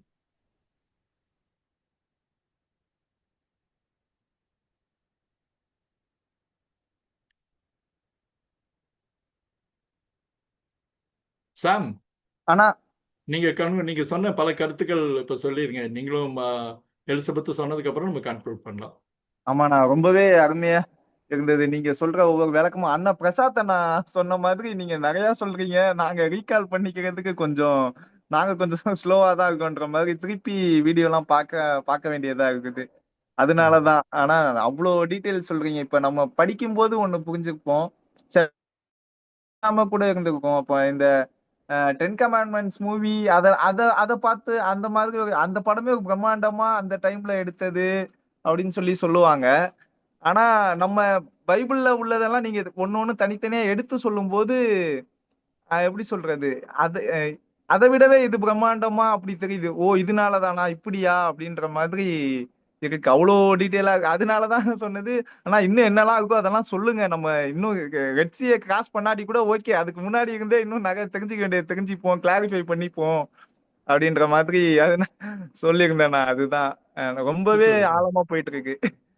நல்லா. Super. Praise God, praise God. Elizabeth, இன்னும் ரெட்சி அந்த கிராசிங் அது எப்படி அந்த மதில் போல நின்றது அதெல்லாமே இன்னும் அடுத்த வாரம் தான். ஆமா, அடுத்ததுல அந்த பகுதி தான். ஏன்னா அது உலக மகா அற்புதத்தை சும்மா 4 வார்த்தையில் சொல்லிட முடியாது. ஆமா அது இன்னும் நிறைய ஆதாரங்கள், ஏன்னா இன்னும் அதை நம்பாதவங்க இருக்காங்க, இன்னும் அதை பத்தி சந்தேகப்படுறவங்க இருக்காங்க. சோ எல்லாருக்கும் வரைக்கும் ஆவியானவர் எவ்வளோ எங்களை நம்ம நடத்துறாரோ அந்த அளவுக்கு நம்ம அதுக்கான விளக்கங்களை கொடுக்க முயற்சி பண்ணலாம். ஆமாண்ணா, அது மாதிரி இப்ப விளக்கங்கள்னு போது சில பேர் இதெல்லாம் இப்ப மிராக்கிள்ஸ் இல்லையா, எல்லாமே சயின்ஸுக்குள்ள எல்லாத்துக்குமே ஒரு எக்ஸ்பிளனேஷன் கொடுத்துருக்காங்களே, இதனாலதான் இது இப்படினாலதான் இதுக்கு இதுதான் அப்படின்னு சொல்லி கொடுக்குறாங்களேன்னு கூட தோணும். அப்படி கேட்டிருக்காங்க சில பேர். பிரசாத் அண்ணா கூட சொன்னாங்க, ஒரு ஏத்திஸ்ட் வியூஸ்ல நான் ஒரு அந்த மாதிரி ஒன்று சொன்னாங்கல்ல. அதே மாதிரி அப்ப எல்லாமே சயின்ஸுக்குள்ள அடங்கிடுதா, மிராக்கிள் இல்லையா அப்படின்னு. அந்த டைம்ல கரெக்டா அது நடக்குது, கடவுள் நடத்துறது சயின்ஸுக்குள்ள அடங்குது அப்படின்ற மாதிரி. அதாவது சயின்ஸுங்கிறது முடிஞ்சு போனதை பத்தி அனலைஸ் பண்றது. ஆச்சா, அந்த தரவுகளை வச்சு நம்ம பல உண்மைகளை கண்டறிகிறோம். பெரும்பாலும் நிறைய தரவுகள் இருக்கு சயின்ஸ்ல, நம்ம இதுன்றோம். ஆனா என்னன்னா, ஆண்டவர் அதற்கு முன்பாகவே செய்து முடிக்கிறவர். அதாவது அந்த டைமிங் ஆண்டவருடைய டைமிங் ஒரு இம்மாக்குலேட்னுவாங்க. ரொம்ப அழகான ஒரு வார்த்தை இங்கிலீஷ்ல. இம்மாக்குலேட்னா அதோட வேற யாரும் பண்ண முடியாது. ஆண்டவர் புயல் அமர்த்துறப்போ ஆண்டவர் எந்திரிக்கிறாரு, பாக்குறாரு, இறையாதே அமைதலாயிருன்றாரு.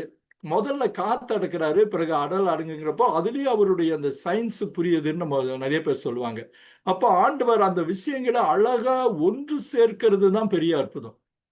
அந்த கடல் பிளக்கிறதுக்கு கூட ஆண்டவர் கீழ்காற்றை வீச பண்ணினார் இப்படின்னு சொல்லி ஒரு ப்ராசஸ் நமக்கு தராரு. அந்த ப்ராசஸ் எல்லாம் இயற்கையின் மகத்துவமான சத்துவங்களை ஆண்டவர் எப்படி ஒருங்கிணைச்சு பிரயோகிக்கிறாருங்கிறதே பெரிய அற்புதம் தான். மற்றபடி ஏதாவது சயின்ஸுங்கிறது ஆண்டவருடைய அற்புதத்துக்கான நம்ம ஒரு கண்ணாடி போட்டு தெளிவா பாக்குற மாதிரி, கண்ணு சரியா தெரியலன்னு கண்ணாடி போட்டு பாக்குற மாதிரி அந்த அற்புதத்தை பாக்குறப்போ சில உண்மைகள் தெரியுது. அது எங்க இருந்தோ வானத்துல ஜங்குன்னு குதிக்கிறது கிடையாது. அதை இருக்கிறதை அற்புதமாய் மாற்றுகிற கர்த்தர். நம்ம அந்த ஃபியர்ஃபுல்லி அண்ட் வண்டர்ஃபுல்லி மேடு அந்த இதுல கூட நீங்க பாத்தீங்கன்னா நம்ம சரீரத்தில் இருக்கிற ஒவ்வொன்றும் எப்படி இப்படி ஏங்குதுங்கிறத பாக்குறப்பவே கடவுளை நம்ம துதிக்கிறோம். ஏன்னா சயின்ஸா எக்ஸ்பிளைன் பண்றோம், ஆனா நம்மளால ஒரு ஹார்ட்டை கிரியேட் பண்ண முடியாது. என்ன சயின்ஸ் அட்வான்ஸ்மெண்ட்னாலும் ஒரு ஆர்ட்டை கிரியேட் பண்றதுக்கு பெரிய என்னென்னமோ காரணங்கள் இருக்குன்னு சொல்லுவாங்க. ஆனா ஆண்டவருடைய கிரியேஷன், ஆண்டவருடைய கிரியேட்டிவிட்டி பவுண்ட்லெஸ். நம்ம அதை ரசிச்சு புரிஞ்சு சிலிர்த்து சிலாகிச்சு தெளிஞ்சு தெளிவடைகிறது ரொம்ப ரொம்ப முக்கியம். எலிசபெத், நீங்க சொல்லி முடிக்கலாமா? நம்ம அப்படியே பேசிக்கிட்டே இருப்போம் போல இருக்கு. ஆமாண்ணா, ஆண்டவருடைய அற்புதங்கள் அந்த மாதிரி தான். இன்னைக்கு ப்ரோக்ராம்லேயும் அப்படிதான்ண்ணா. வழி மாற்றப்பட்டவர்கள் அவங்க நேராக வழக்கமான பாதையில் போயிருக்கலாம். ஆனால் ஆண்டவர் அவங்களோட வழியை மாற்றிருக்காரு. ஆனால் மாற்றி வந்த வழியில் அவங்க மாட்டிக்கிட்டாங்கன்னும் போது அவங்க கர்த்தரை நோக்கி கூப்பிட்டார்கள். ஏன்னா அவங்க கூப்பிட்றதுக்கு வேற யாருமே கிடையாது. மோசையை கூப்பிட்டாலும் மோசையும் ஹெல்ப்லெஸ் தான். அந்த இடத்துல கர்த்தரை நோக்கி கூப்பிட்ட அந்த இதை நான் யோசிச்சு பார்க்குறேன்னா அது ரொம்ப ஆச்சரியமா இருக்கு. அவங்க அதுக்கப்புறம் மோசையை திட்டுறாங்க, அதுக்கப்புறம் அற்புதங்கள் நடக்குது. அது எல்லாத்துக்கும் மேலே நீங்கள் அந்த வார்த்தையை நீங்கள் எம்ஃபசைஸ் பண்ணீங்கல்ல, கர்த்தரை நோக்கி கூப்பிடுறதுன்றது, அது எனக்கு ரொம்ப பிடிச்சிருந்ததுன்னா. அப்புறம் இந்த மேப்ஸு இதெல்லாம் வந்து கொஞ்சம் அது தெளிவாக விஷயங்கள் வந்து புரிஞ்சது. எப்படி வந்து அவங்க லாக் ஆனாங்க, அவங்க வந்து எந்த இடத்துலையுமே அவங்க வந்து தப்பிக்க முடியாத ஒரு நிலைமையில அவங்க இருக்காங்க அப்படின்றது அது நினைக்கும் போது இதாக இருக்குது. அந்த சூழ்நிலையோடைய சீரியஸ்னஸ் புரியுது அண்ணா. இப்போ வர வாரங்களில் ஆண்டவர் அதை தொடர்ந்து செஞ்ச காரியங்களை பார்க்கறதுக்கு ரொம்ப ஆர்வமாக இருக்கும் அண்ணா. அண்ணா அண்ணா அது மாதிரி இது இப்ப இந்த ரூட் மாத்துனாங்கன்னு சொல்லும் போது கூட பிரசாத் அண்ணா கூட சொன்னாங்கல்ல, அந்த ஒரு அவங்களோட அந்த தலைமைத்துவத்துக்கான ஒரு இது அப்படின்னு பயிற்சி. சொல்லி. ஆமா, ஆமா அந்த எல்லாத்துக்குமே இது இருக்கு. ஆமா நீங்களும் சொல்லியிருந்தீங்க, அவங்க அடிமைத்தன வாழ்க்கையில இருந்தாங்க, அவங்களுக்கு வந்து அந்த ஒரு தலைமைத்துவம் போக்கணும், இந்த இதெல்லாம் அந்த வரணுன்றதுக்காக தான் இந்த ரூட் மாத்துனது, எல்லாத்துக்கும் ஒரு காரணம் இருக்குன்ற மாதிரி சொல்லியிருந்தீங்க. அது இது அப்ப கூட கடவுள்கிட்ட மோசே இது சொல்லும் போது, நீ என்னை நோக்கி முறையிடுவது என்ன அப்படின்னு கேட்கறது வந்து, நீயே ஒரு லீடர்ப்பா, நீயே ஒரு டிசைட் எடுத்து செய்ப்பான்ற மாதிரி அந்த ஒரு லீடர்ஷிப்கான ஒரு இது தெரியும் அந்த கேள்வியில. என்னை நோக்கி முறையிடுவது என்ன அப்படிங்கும் போது அந்த கேள்வி வந்து, நீதான்ப்பா லீடர், நீதான் செய்யணும்ன்ற மாதிரி இருந்தது. அதுக்கு பின்னாடி ஒரு சின்ன ஒரு அழகான ஒரு காரியம் ஒளிஞ்சிருக்கு. நம்ம அதை கண்டிப்பா அடுத்த வாரத்துல சரிங்க பார்ப்போம். அது அடுத்த வாரத்துல சரிங்கண்ணா சரி. பார்த்து இது பண்ணுவோம். ஓகேண்ணா. சரி, நீங்க டைம் ஆச்சு முயற்சி இது பண்ணலாம். இன்னைக்கு நல்ல கருத்துக்கள் சொன்ன பாபி பிரதர் இருக்கீங்களா? நீங்க ப்ரே பண்ணி முடிக்கலாம் பிரதர். பாபி சம்பர் இருக்கீங்களா? பாபி சரி, இல்லைன்னா ப்ரே பண்ணி முடிக்கலாம்பா. ஓகேண்ணா. எங்களை நேசிக்கிற நல்ல தகப்பனே, இந்த நாளிலும் நாங்கள் கற்றுக்கொண்ட காரியங்களுக்காக உமக்கு நன்றி செலுத்துகிறோம் ராஜா. ஆண்டவரே, நீர் எவ்வளவாக ஆண்டவரே இஸ்ரவேல் ஜனங்களை அதிசயமாக மீட்டு வந்து அவர்களுடைய பாதையெல்லாம் மாற்றி ஆண்டவரே அவர்களுக்கு ஒரு புது பாதையை கொடுத்தீங்க. அந்த புது பாதையில் அவர்களுக்கு ஒரு தலைமைத்துவத்தை கற்றுக் கொடுக்கவும், அவர்கள் இராணுவத்தை போல அவர்கள் ஒரு சேனையை எழும்பவும், அவர்களுக்கு எப்படிப்பட்ட சூழ்நிலைகளை நீங்கள் வகுத்து கொடுத்தீங்கன்னு என்று நாங்கள் கற்றுக்கொண்டோம் ஆண்டவரே. அதற்காக நன்றி செலுத்துகிறோம். அதே போல நாங்களும் எங்கள் வாழ்க்கையில, ஆவிக்குரிய வாழ்க்கையில நாங்கள் இன்னும் ஆண்டவரே அப்பா ஒரு சேனையாக எழும்பி நிற்கத்தக்கதாக எங்கள் ஒவ்வொருவரையும் எடுத்து பயன்படுத்துங்க. எங்கள் ஒவ்வொருவருடைய இருதயத்திலும் கர்த்தர் நீங்க பேசுங்க, வழி நடத்துங்கப்பா, தொடர்ந்து நடத்துங்க. இயேசு கிறிஸ்துவின் நாமத்தினால கேட்கிறோம் ஜீவனுள்ள நல்ல பிதாவே, ஆமென். ஆமென், ஆமென். அன்பானவர்களே, வந்திருந்த உங்கள் அனைவருக்கும் ஆண்டவராகிய இயேசு ஆமென். கிறிஸ்து நாமத்திலே எங்களுடைய நன்றியை தெரிவிச்சுக்கிறேன். தொடர்ந்து நம்ம அடுத்த வாரமும் நம்ம சந்திப்போம். அதுவரை God bless you, take care, bye by.